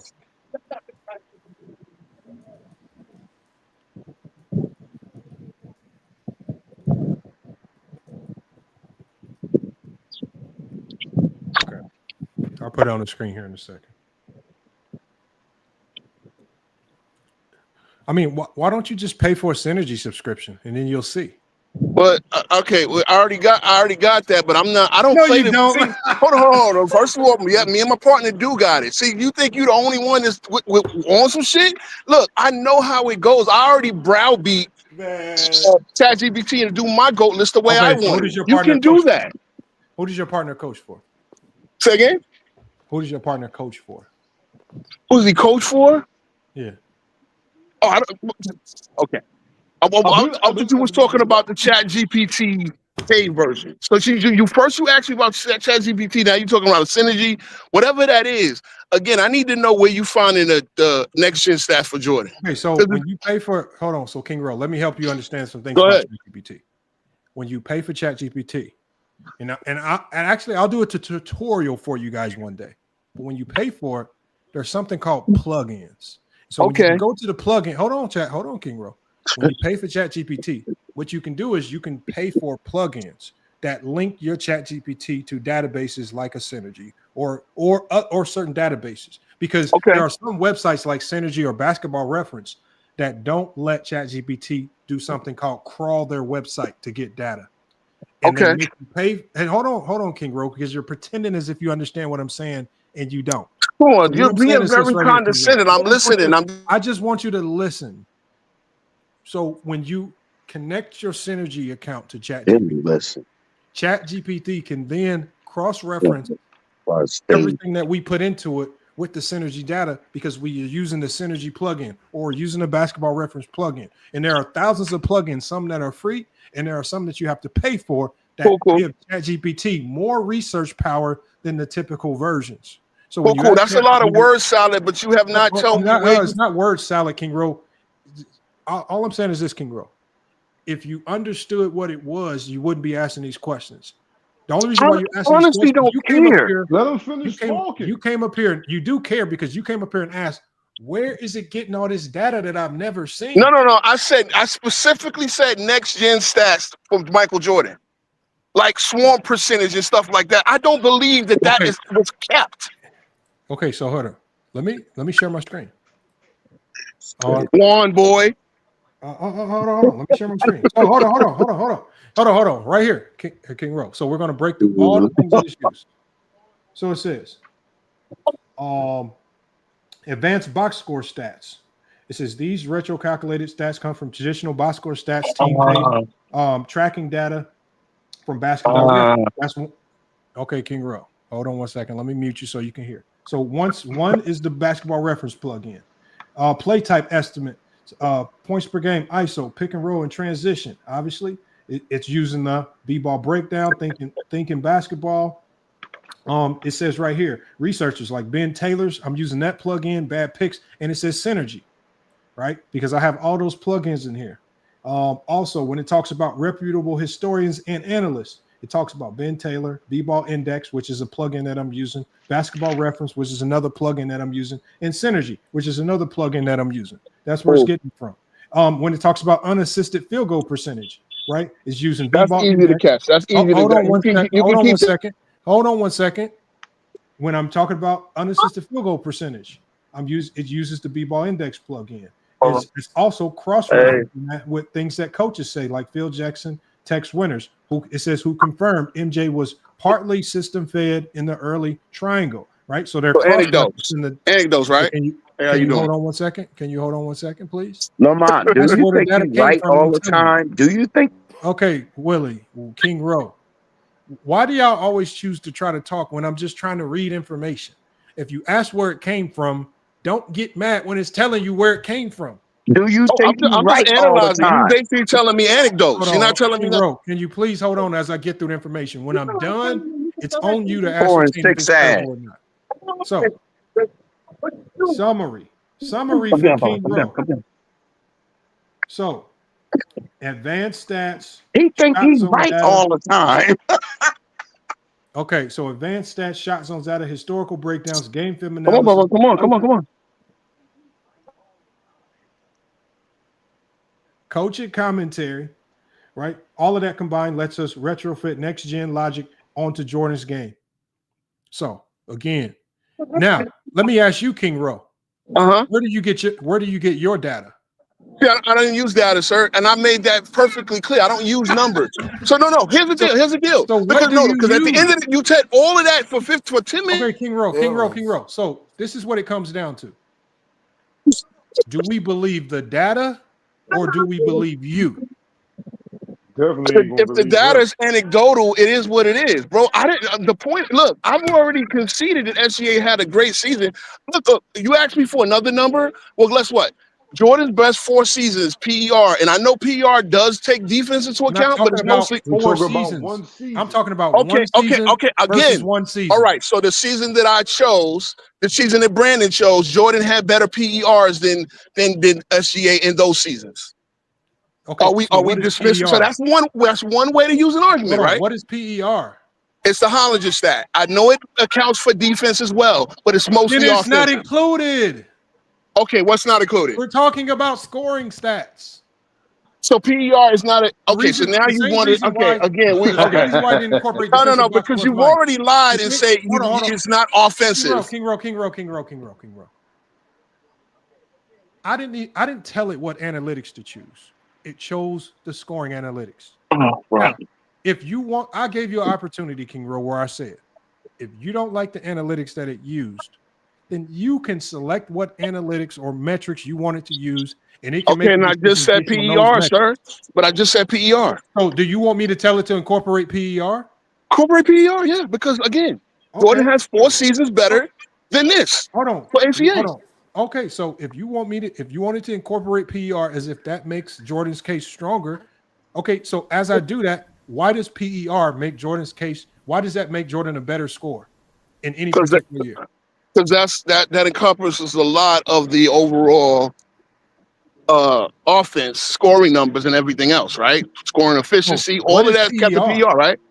PER is a Hollinger status, a math formula. I get it. Okay, but what does, as far as a scorer, what does it encompass for scores? Bro, I don't break down the Hollinger stat. All I'm telling you is that number is favorable to Jordan. That's the one thing I'm throwing into the argument. We're talking about scoring metrics, though. He's just throwing anything in the air. You can't just throw any random number in there and say it's okay. better. But meanwhile, you're throwing anecdotes. See, Lamont, you talked a lot, basically telling me that the next gen stats come from anecdotes and select video breakdowns. All right, so let me ask you this, Ro. Hold on, before you get all this with the upset about the PER conversation, would you agree that a steal is more valuable than an assist when we talk about offense? Yeah, because it leads to offense, right? So just getting a possession is better than scoring a basket. No. It depends. See, again, there's many ways to score. Come on, there's many ways to score. You get a possession that's it. Still is you getting the ball. That's all you got. But it still usually leads to a break opportunity the other way, which leads to offense for the team, right? I'm talking about. I know. We're not talking about offense because now y'all want to. You said the reason I say this is because in PER they value steals over making assists. So that means it doesn't show the offensive side of a player. So I get it, and I did say that. I did say PER encompasses defensive stats. I've already said that. But again, I want Lamont to admit that his next gen stats for Jordan comes from a lot of anecdote and video studies, which is not an exact science, considering you got to go back to '88 to look at that. So watching film is not an exact science? Okay, as we know, they don't even have every single game. So somebody's really sitting there watching every single game, every single year for every single player. And they've done it already. I don't believe so. So again, the next gen stats you are using comes from anecdotal evidence.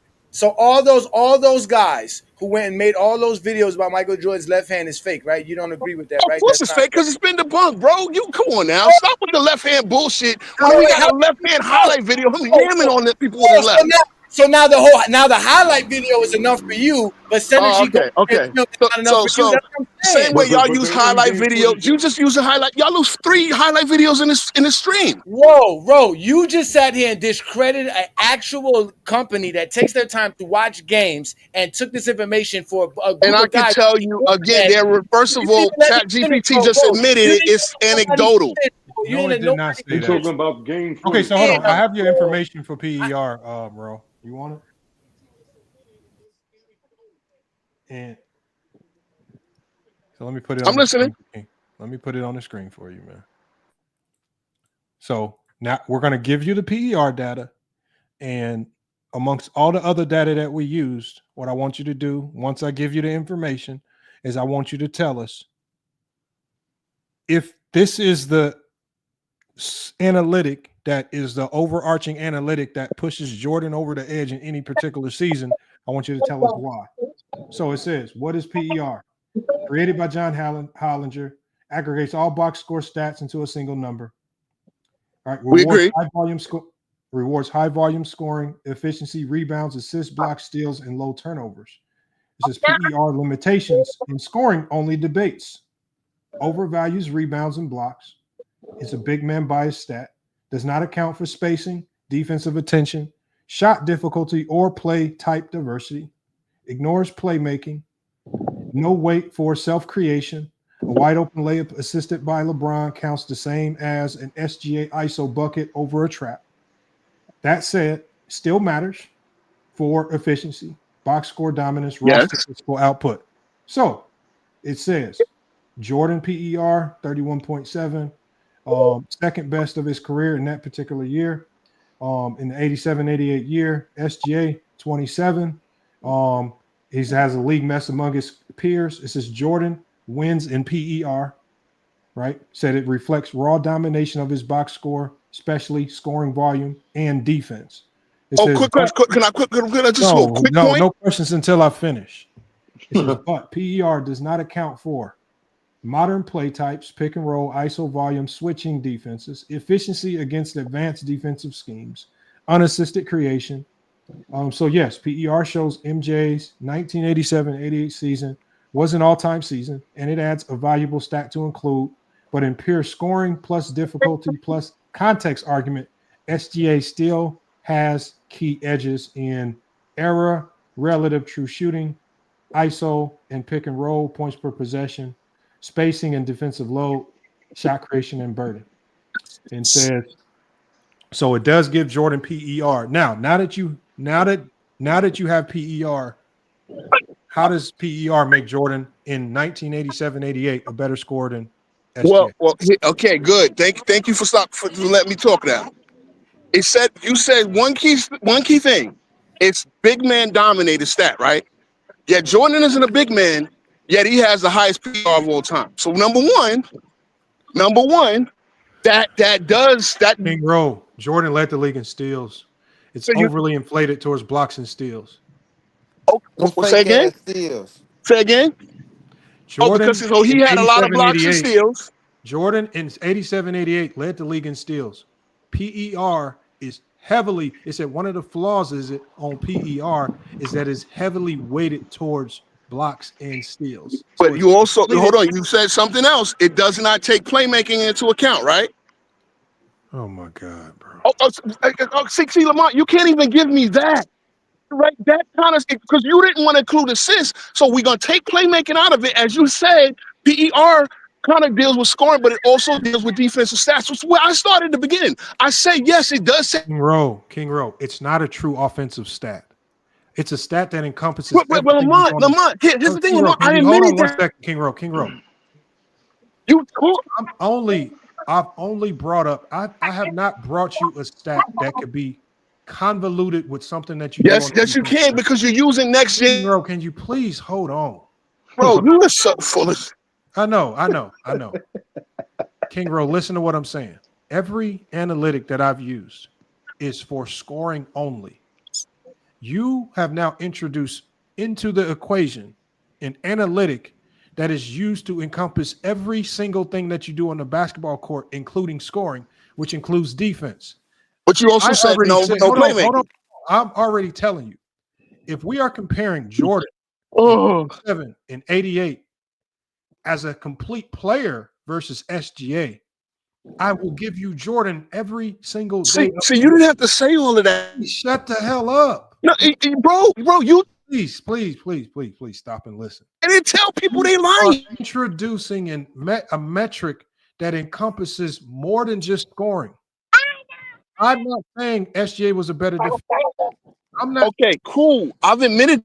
Hold on 1 second. So we don't sound like two people just up here yelling. That's the only reason why I'm muting you. You want to, while I'm talking, I'm not trying to hear you yell while I'm talking. All I'm saying is this. You're using PER. Lamont, the first thing I said about PER. You please hold on, man. I don't really care what you said about PER. I know. What I do know about PER is that it's not an offensive only stat. I'm not using metrics or analytics that rely on what you do on the defensive end that determine its end result. Cool. But you use one when I talk about his true shooting percentage is solely an offensive metric. When I use effective field goal percentage, it's solely an offensive metric.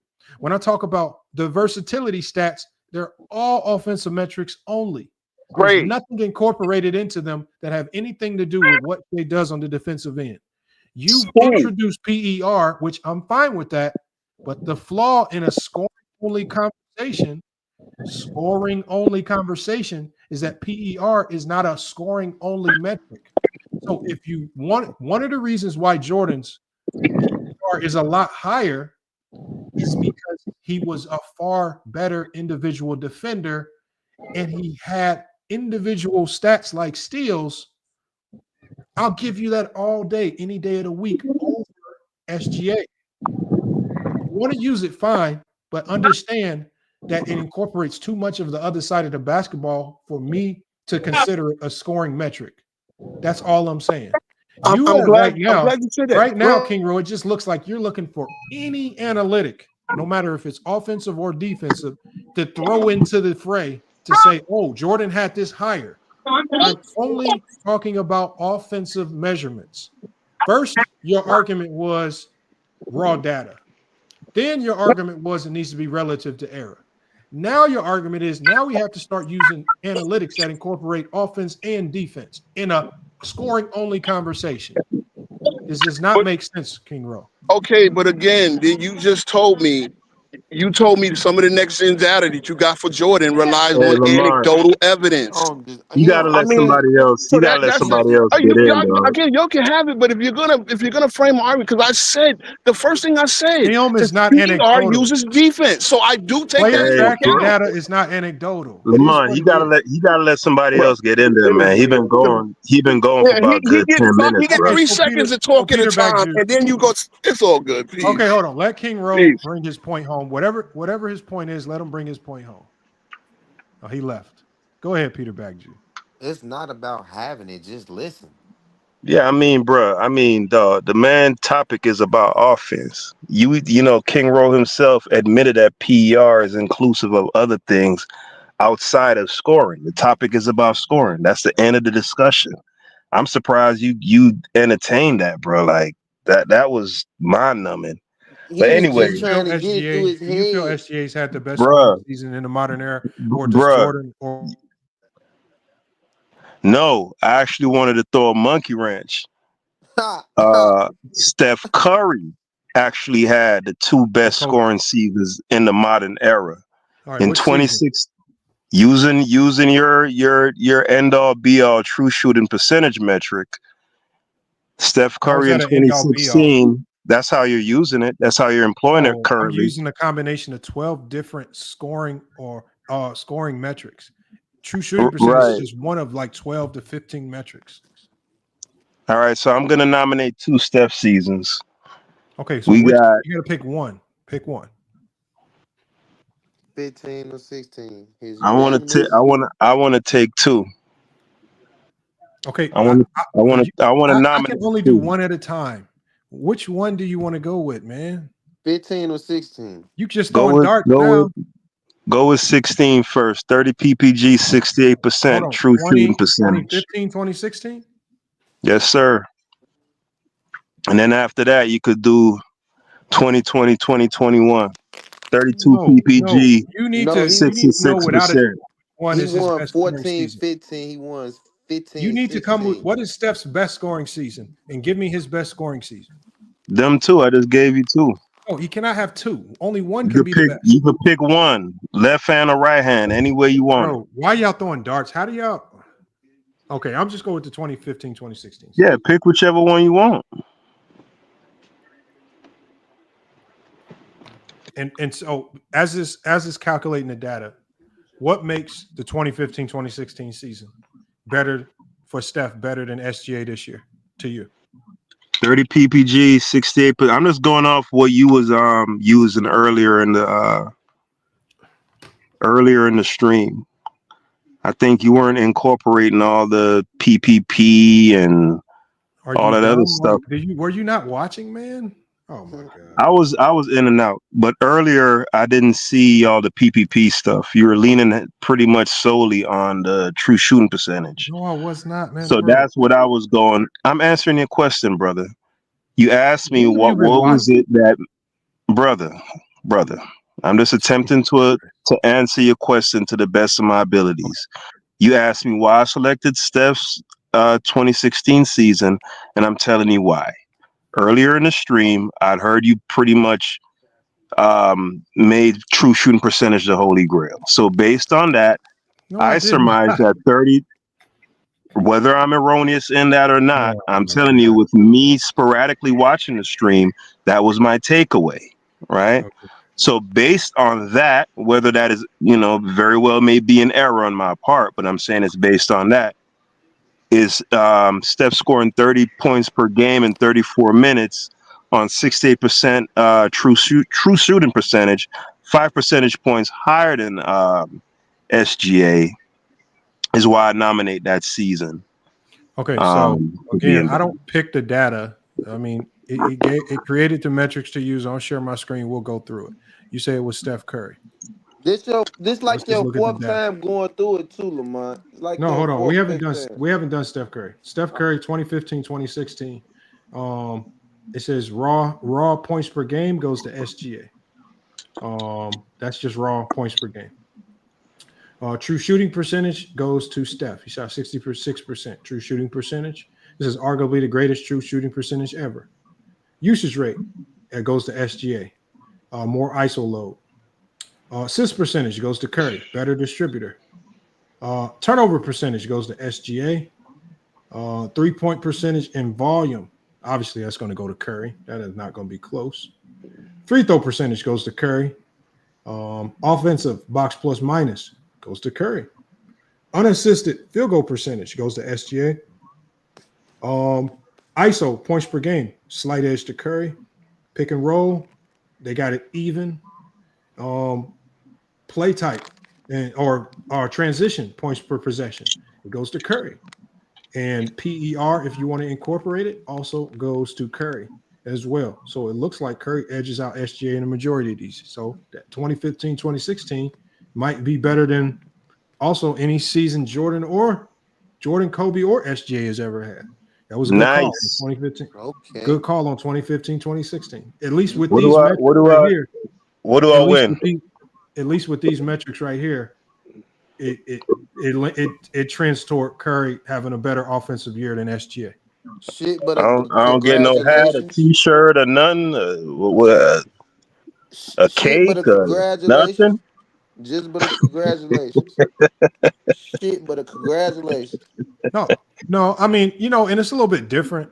I mean, it's not different. I mean, Curry's otherworldly. Curry's top 10 all time in my book. I mean, so I mean, I didn't think it would be this close, but I mean, I didn't know all of this. Like, especially with the ISO scoring, that probably surprised me the most. But again, what am I supposed to do? Reject the numbers and fight it? The numbers are what they are. I don't fight the numbers. There you go. Curry's I all think that the comparisons with Jordan and Kobe are probably more common because of the 6'6" frame and how they play and how they operate. And Curry's play style is just unique and not really comparable to anybody. So it's hard to say his game looks like anybody. But if you're just talking about pure scoring wise, Curry more than likely, at least according to the numbers, has had the best scoring season of all time. This was his unanimous MVP year, right? Yeah, that was his unanimous. Yeah. And there you go right there. There you go. Glad I could fuck your topic up. If we go to the topic, which the focus was on Jordan or Kobe, do you feel Jordan or Kobe had any particular year that outpaced what SGA did this year? You mean what SGA or Curry did? Okay. What I asked you was this. I said, if we go back to the topic, do you feel that Kobe or Jordan, shit, one of their best scoring years, had a better scoring year than what SGA did this year? No, not Kobe, but Jay for sure. 88 Jay. Which 88, 89? No, 87, 88.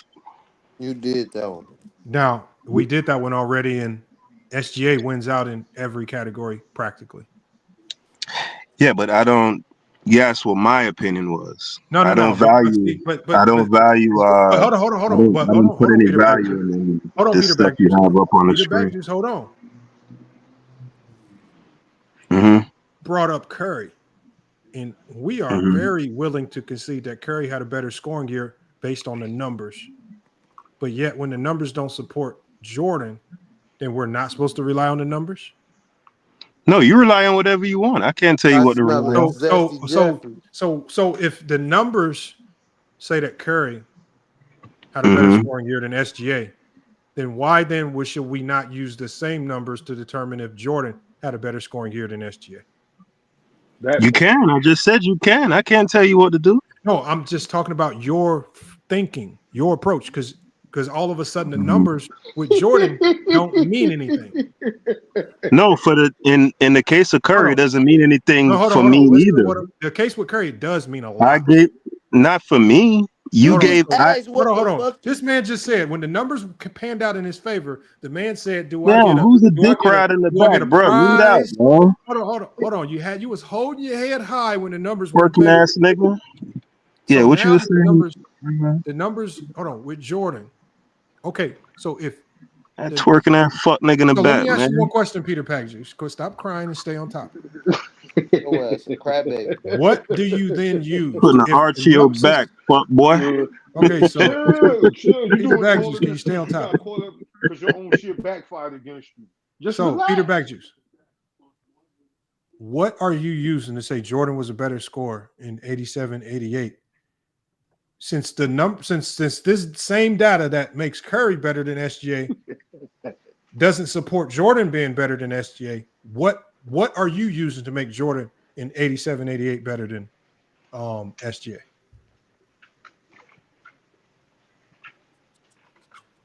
It's on you, Peter Bagjuice. Oh, should I? Oh, there you go. Yeah, There you it's go. on you, Oh man. yeah. It's Put me on on you. mute. Cause one of the Brownsville project living Come on, twerking come nigga on, in the come on. back. Just get to your point, man.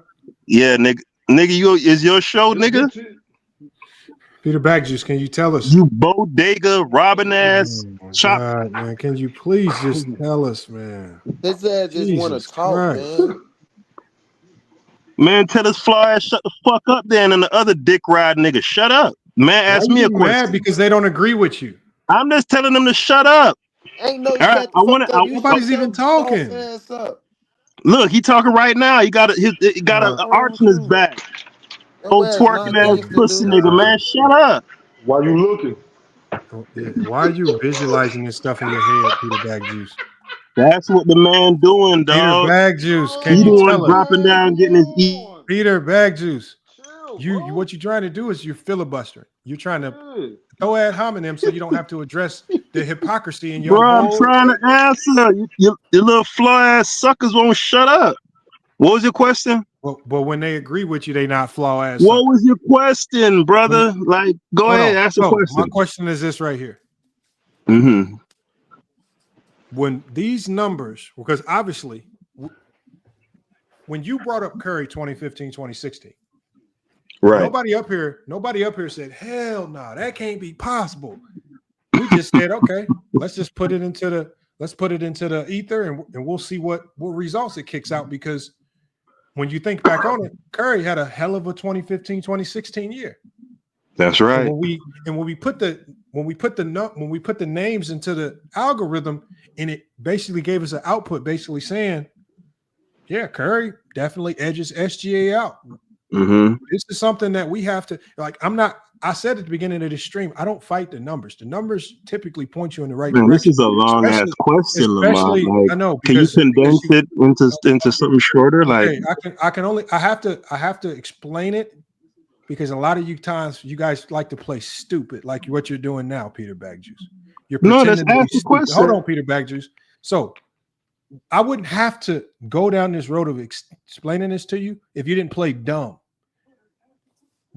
So summarize it by this.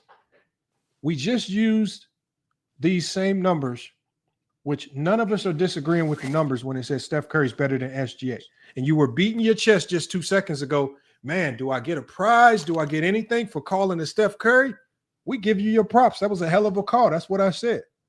And then I said, well, if we get back to the topic of the show and we're just focusing on SGA versus either Kobe or Jordan's best scoring years, and you mentioned a year that we've already covered, and SGA dominates Jordan in almost all of these same categories, why then do those categories no longer matter when it comes to Michael Jordan?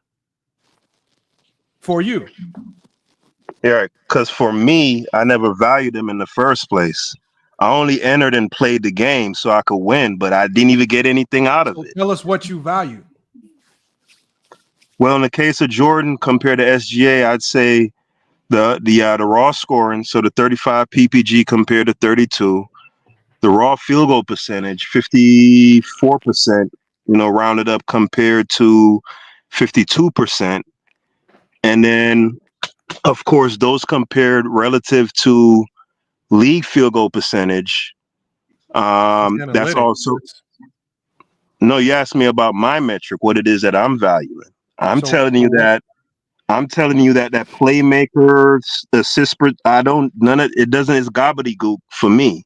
Doesn't mean anything. You ask me what I value, and I'm telling you that.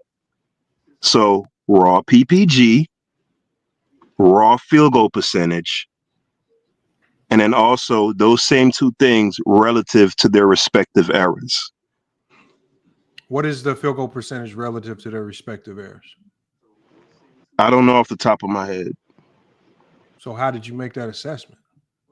Because I've looked it up before, and it was a huge disparity between average field goal percentage and what Jordan shot that season. Okay, so I could be wrong. Hold on, Peter Backjuice. So in the case of SGA versus Steph Curry, his raw field goal percentage was higher, and his relative field goal percentage to his era is higher. Does that change anything? Sure, I'll take SGA 2025 over. Man, that's cap, man. Cap. Why is it cap? Your ass cap, dude. Oh, I'm being consistent. Your He ass asked me straight cap.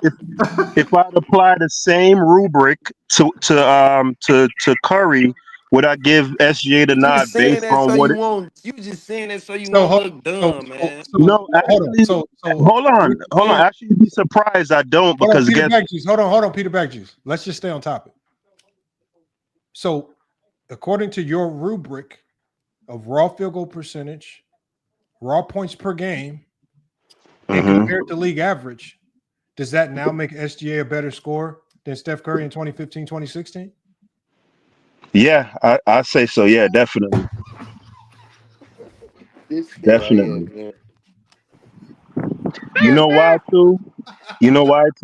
For the same reason why I said that Curry's game isn't transcended. Right. So prior to the advent of the 3-point line, he wouldn't be nearly as effective prior to 1980 as other greats. What's wrong with you, Peter I've said that before. No, hold on. You got it. So Peter Backjuice, your mind. Hold on, Peter Backjuice. Hold on, Lamont. You got to keep it a buck. You have heard me say that before, I'm rocking right? with you, Peter Backjuice. I'm rocking with you. But what I'm saying is this, Peter Backjuice. You came up here. You were dead set. I mean, remember your criteria, your rubric. So this whole time, are you telling me that you knew that according to your rubric, you knew that SGA was a better scorer than Steph Curry, according to your rubric? Yeah, because I know the numbers. I know Steph shot from the field 50% that year compared to SGA's 52. And I knew he averaged 30 compared to SGA's 33. Hold on, Peter Backjuice. First of all, Peter Backjuice, you came into the show saying that you didn't know that I was using all these other metrics. You said you came in thinking that I was only using my holy grail was true shooting percentage. And so you're basically saying that you knew that once I put SGA versus Curry, it would have Curry winning out in all those categories. Yep. Yeah, it's called deductive reasoning, Lamont. It's called being educated. Peter Backjuice, man, this is the guy. So first of all, your whole argument flipped on you when you try to create up some weird narrative for Jordan, and so it flips your first argument that you thought you was right on. So you saying the whole time you had already known SGA was a better scorer than Steph Curry in the 2024-25 season. You were just using you just weren't using your rubric, right? There you go. Now you're getting it. He even said try 22 season. Nah, 2020, 2021. Hey man, Peter Backjuice, man. Yeah, because I know Steph is a true shooting king. He's an analytic king. So I know the little game that Lamont was playing. I know Steph is going to come out aces. Hold on. So are you saying if I do this era adjusted field goal percentage thing with Jordan in the 87-88 season, Jordan's going to come out on top? I believe so. You don't know so. I don't know. Not 100%. I'm So if going you off don't of know, why do memory. you have Jordan on top? There are other factors too, other than that. You know, Okay, what are the other factors? the fact that Jordan did it in a league that was far. Error. No. I didn't say. I wouldn't say tougher era. That's too simplistic. What I would say is an era that scored less points per game. Right. Also, on top of that, you were dealing with a lot less Yeah, but space to Jordan played operate. more minutes. We just showed a clip He of the played Eagles 35 defense. plus. SGA did what he did on far less to minutes. operate. Jordan was playing 5 to 6 more minutes a game to get to those numbers. And more shots. Yeah, and I would say the fact that there's a lot less room to operate. When you have two bigs playing foul line down, clogging up the Well, it said, according to the data, it said Jordan only faced one the big paint. per game.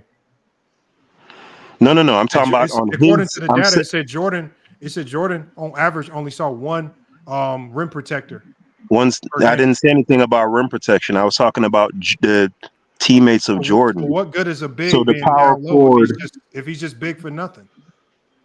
No, again, you got to listen to what I'm saying. I'm saying when you have two people on your offense, your center and your power forward that are both playing foul line down. They're not. Right? That paint. Yes, they are. So where did Corzine and Corzine was the big and Oakley play? Kept them spaced. The illegal defense kept they couldn't just cheat off Corzine, just shade towards Jordan. There was illegal defense. Yeah, but how much cheating did you need to do when the guys at the dunker are right around the nail? The videos of There's not much. Yeah, can you please show the video once again, please? There's not much. The videos of okay, so hold on. Here it is, right here. The rotation is hold on. Peter Back Juice. According to your error adjusted data, SGA has the higher field goal percentage, and he has the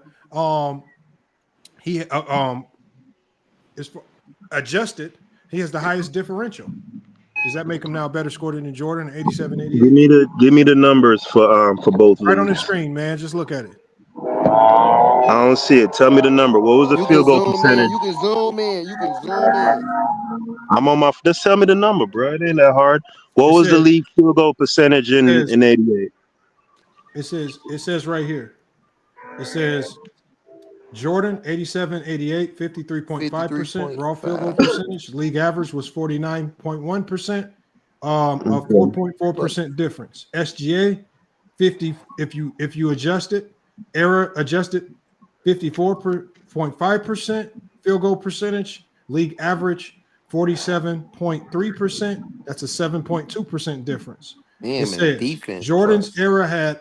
says Jordan's era had a higher field goal averages due to lack of spacing, and fewer threes, more shots at the rim, or close mid-range. It says SGA plays in more spacing-oriented league, but ironically faces more help defenses, closeouts, and scheme-specific pressure. It says SGA's field goal percentage is built on contested late clock, self-created mid-range shots, the hardest shot zone to master in today's NBA. Jordan was a mid-range assassin, but got many of his buckets within structured sets or early offense, not always ISO verdict. SGA has the edge in error-adjusted field goal percentage because it's 54.5%, comes in a league where 47.3% is average on mostly unassisted and highly difficult shots. And then you even lied about SGA's field goal percentage. It's not 52? I thought it was 51.9. Oh, you lied about it, my guy. Sorry. How much is it? It's 54%. From the field?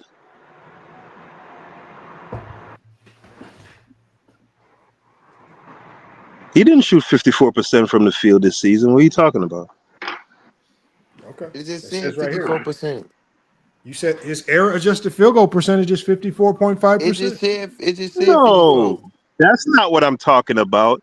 I'm talking about his field goal percentage relative to what the league shoots. That's He's still up on Jordan. He just showed you league averages. Brother, I can't talk to two people at once, man. Close your dick What does sucker, it say? man. Hold on. What does it say? SGA's without being adjusted Shut for your anything. pie hole, man. it says without it being adjusted for anything, what does it say SGA's raw field goal percentage is? Hey, bro, if you mute me again, I'm gonna hop off. Go watch the game, bro. 54.5%. I don't care if you get mad. Shut the hell up, then. I'm not mad. I'm just letting you know. I'm just letting you know. What do you think is going to impact if you leave the panel, Peter? It won't. I'm just letting you know, bro. Rocks. So don't say I ran or none of that. I'm gonna go watch the game. I don't care enough about you to say you ran, man. But when you said, what does the screen say? What is his raw field goal?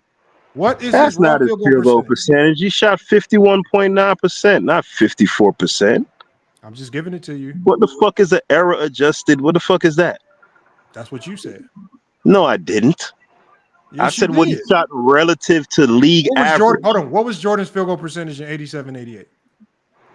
Was it 53.6, I believe? 87, 88 is 53.5. So it got Jordan's right at 53.5, but it got SGA's wrong at 54.5. I didn't say that it wrong or right. It's going off of an error, some sort of error tax. That's not what I said. I said field goal. I said field goal percentage relative to league I'll go to NBA.com and put it on the screen. So none of this error shit. For some reason, Lamont, our era should be getting tweaked, but you always find information of fake steals of the 90s or the 80s and shit, fake rebounds and shit that they was giving to people. This should be getting diabolical. Oh man. Did the game start yet, man? Yeah, it started. Yeah, I'm out, y'all. Y'all have a good night, bro. I'm gonna have to watch the game, man. That is crazy, man. That man switched up on us that quick. Y'all says Steph Curry's no longer has the best scoring season. He couldn't take that. That is crazy. Yeah. Can't take being wrong. Look how he was just talking to everybody because he was wrong. Hey, M. Rum. Yeah, his field goal percentage is 51.9%. That's not what he said. He don't want that.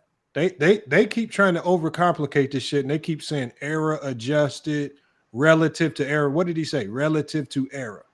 They want all this stuff to be relative and all this nonsense and trying to switch the numbers up. So I give it to them. And when the shit don't pan out the way they want, no, yeah, Imram, he switched that shit up. Then you know what they be doing, Lamont? I wasn't in the chat. I left. I came back. I was listening. Nah, you was sitting right there listening the whole time. He just popped that ass. That's it. They just got caught in the street lying, man. And we got Harden. E. Gibson says Harden 2018, 2019. I already said Harden. You could put Harden's years up against anybody. Harden might be one of the most underrated seasons of all time. You don't think Lamont? You don't think the season after he won the MVP was? You don't think that season was better than his MVP season? No, I think it was. I mean, Harden's scoring peak.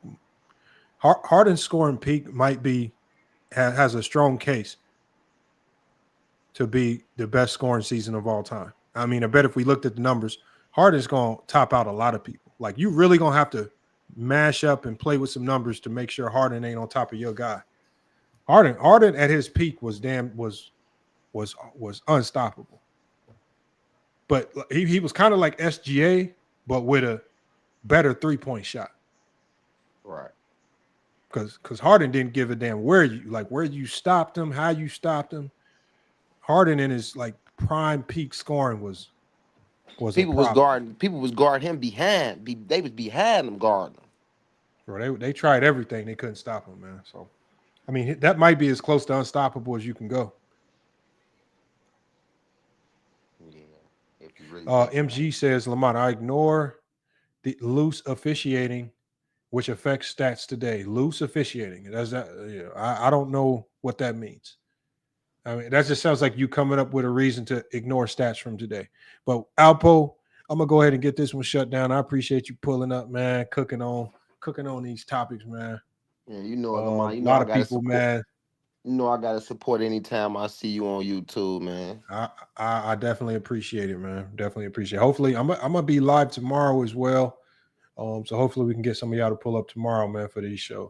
Yeah, I'm gonna tap in. I'm finna go ahead and watch the game. All right, man. So I'm about to do the same. Appreciate it. All right, you too. All right, y'all, man. It's FYF Sports, man. Appreciate y'all pulling up. Wise brother says Eric Bledsoe and the Bucks played the best defense on James Harden. Yes, sir. They did, but it took a hella fight effort. MG says they ignore blatant carries. They do. In travels, they do. Okay. According to you, I'm supposed to take your word for it. The last time I checked, MG, the NBA has always had 2.5 steps. Nobody used it. Right?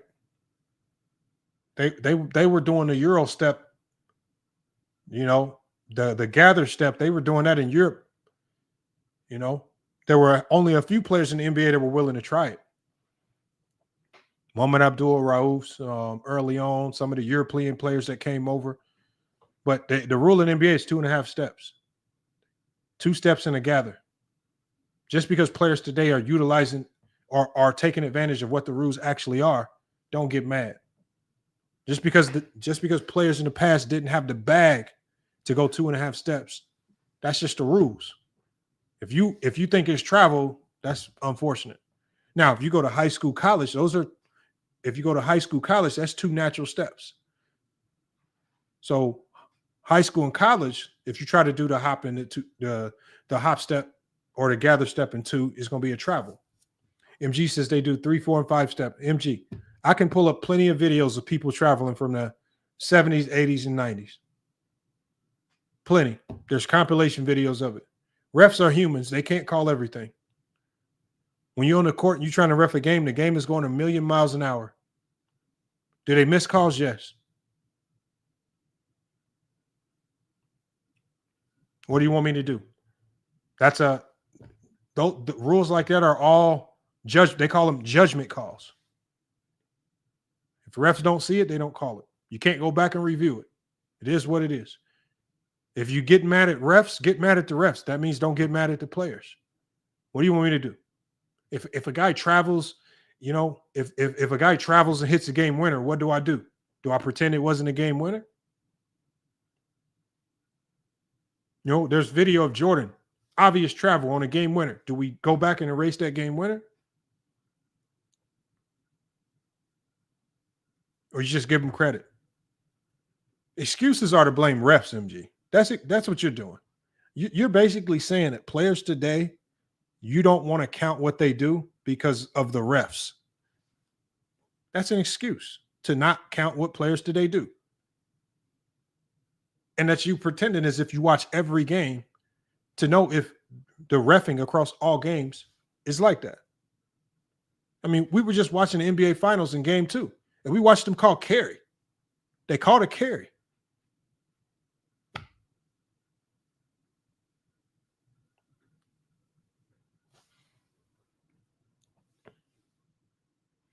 Okay, so MG, what game winner did Jordan travel on?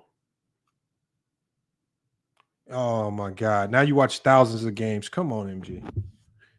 All right, here, MG. I'll drop the link for you. I want you to come up here and tell me about the thousands of games you watched. All right, come on. I'll drop the link. We'll see if you can hit the link and tell me about the thousands of games you watch. There's a link for you, MG. Come on up here. I want to know about these thousands of games you watch.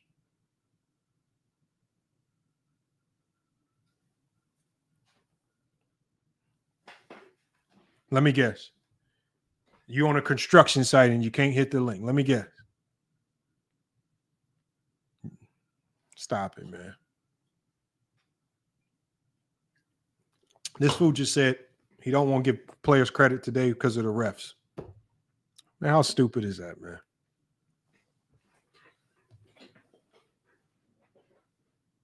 Boy, the things that people will say, man, the stupidity. So yeah, y'all got to watch out for people on YouTube, man. People on YouTube will fake and pretend that they know the game, right? They will deflect, talk around topics, right? Try to question your takes, won't have any takes of their own, man. This is what we got on YouTube, man. A whole bunch of pretenders. You're gonna find that on YouTube, y'all. Right? That's what we got too much of. People that have never dove into the game, people that only talk the game, that try to be right, people scared to actually have real takes, people that only want to judge other people's takes and not have a real take on their own, people that want to create lists to rank players but not tell us what the criteria is sad. Your take is based on ChatGPT. So Mark S., let me ask you one question. Give me one take that I've had that's based on ChatGPT. Look, and again, I'll drop the link so you can come up here and tell me. Give me one take that I've had that's based on ChatGPT. Because a take is subjective. Facts are facts. I typically only use ChatGPT to gather facts because it just gathers facts faster. What take did I get from ChatGPT? Subjective take. The link is in there. I would imagine that you are not going to hit the link. I mean, I'm trying to watch the Pacer game, but I'm trying to give you an opportunity to come up here. What criteria did I get from ChatGPT? Okay, just hit the link and you can come tell me. You can probably hit the link and tell me much faster than typing it in the chat. What criteria or what take of mine did I get from ChatGPT? Or are you just lying?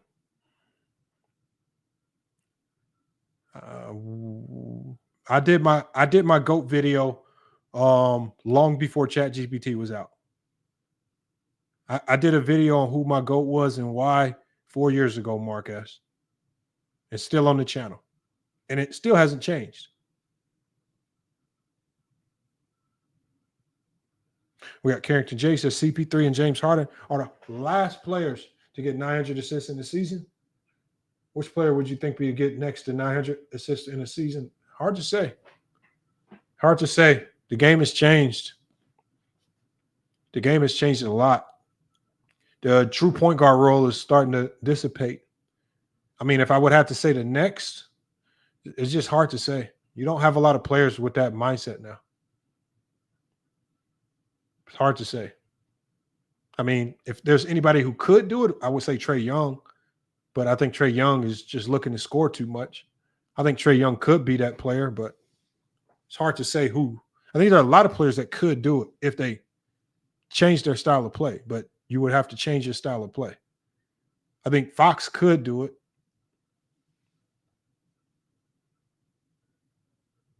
You said LeBron's block on Iggy was a goaltend. Unfortunately, they didn't call it. And unfortunately, they had replay to judge it.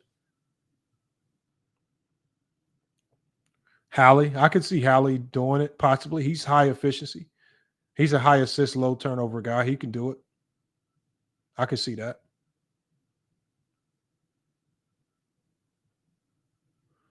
All right, well, MG and Mark S., I've gave you an opportunity to hit the link, man. It doesn't look like y'all hitting the link. And like I say, I want to give everybody opportunities to come up here to substantiate the things that you say. And you know, I know a lot of you guys get mad at ChatGPT. ChatGPT, all it does is just gathers information much faster than we can. And it fact checks information much faster than we can. So that's it. I know, but Mark S., if I'm biased towards what? I'm only biased towards facts and numbers that support it. I mean, you can hit the link and tell me what I'm biased towards. First, you went from saying everything I say is from ChatGPT to now saying I'm biased. The problem is that if I get all my information from ChatGPT, then there's no way I could be biased.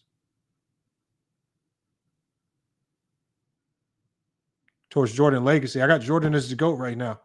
So how am I biased towards Jordan legacy? I got Jordan as the GOAT. He's number one all time until Brown retires. Then he'll be number two. How is that bias? He's number one. Sorry. It is what it is, man. I don't criticize Michael Jordan. What do I criticize about Jordan? I criticize his era. I don't criticize Jordan. I criticize the narratives. I don't criticize Jordan's game. Every player gets criticized. I've criticized Wilt. I've criticized Bill. I've criticized Kobe. I've criticized Steph. I've criticized LeBron. Every player is due for criticism.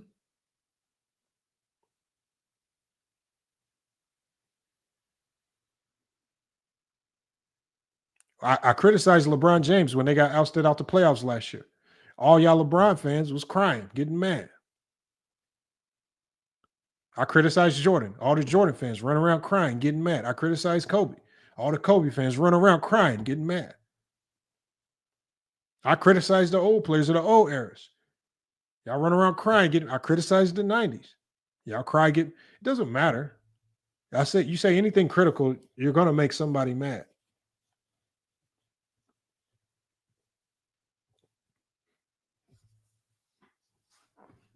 Y'all don't want. How come y'all don't cry about me criticizing LeBron in my videos where I criticize LeBron? MG says I don't respect players with low fundamentals. Okay, I don't either.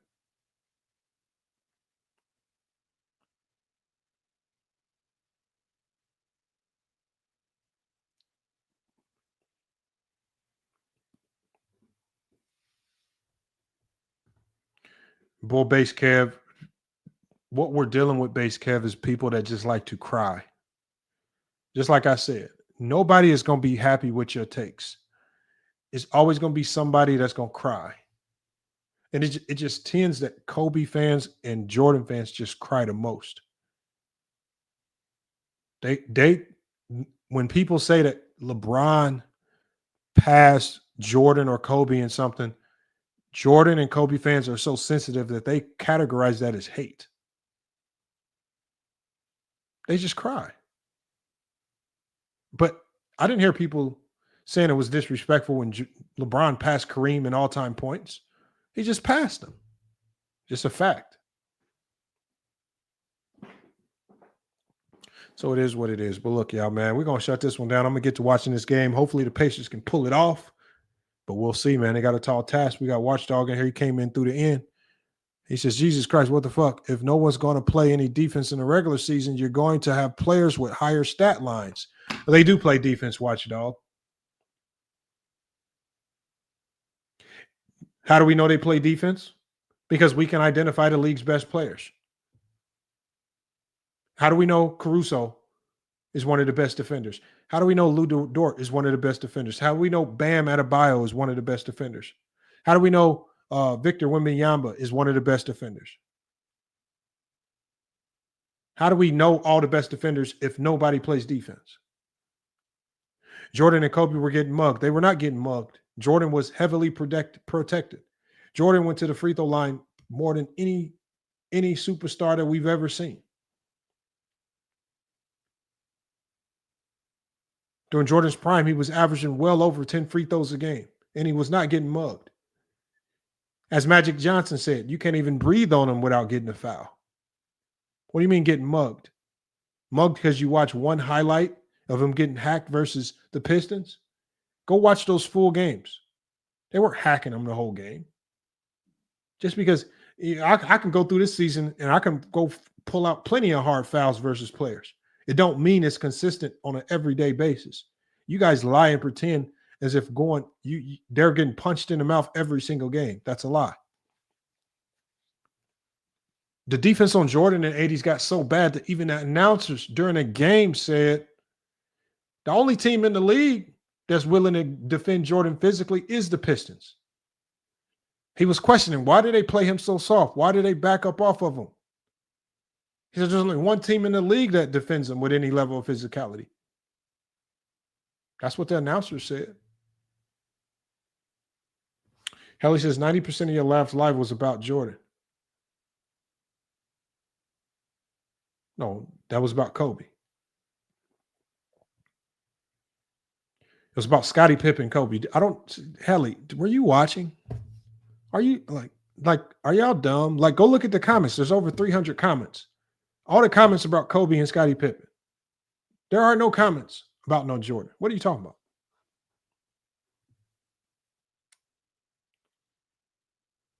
Marcus, I'll answer that question if you come onto the live panel. Like, again, I'm giving you about 10 more seconds. I'll answer any question you have if you come up here. If you are not willing to hit the link, it's time for me to kick. It's time for me to get up out of here my damn self.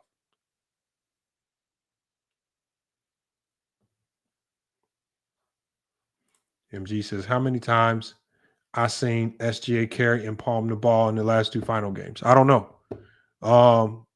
You can go to NBA.com. You can send an email to the NBA crying about it. I don't know what you want me to do with that information. Just because you think it's a carry?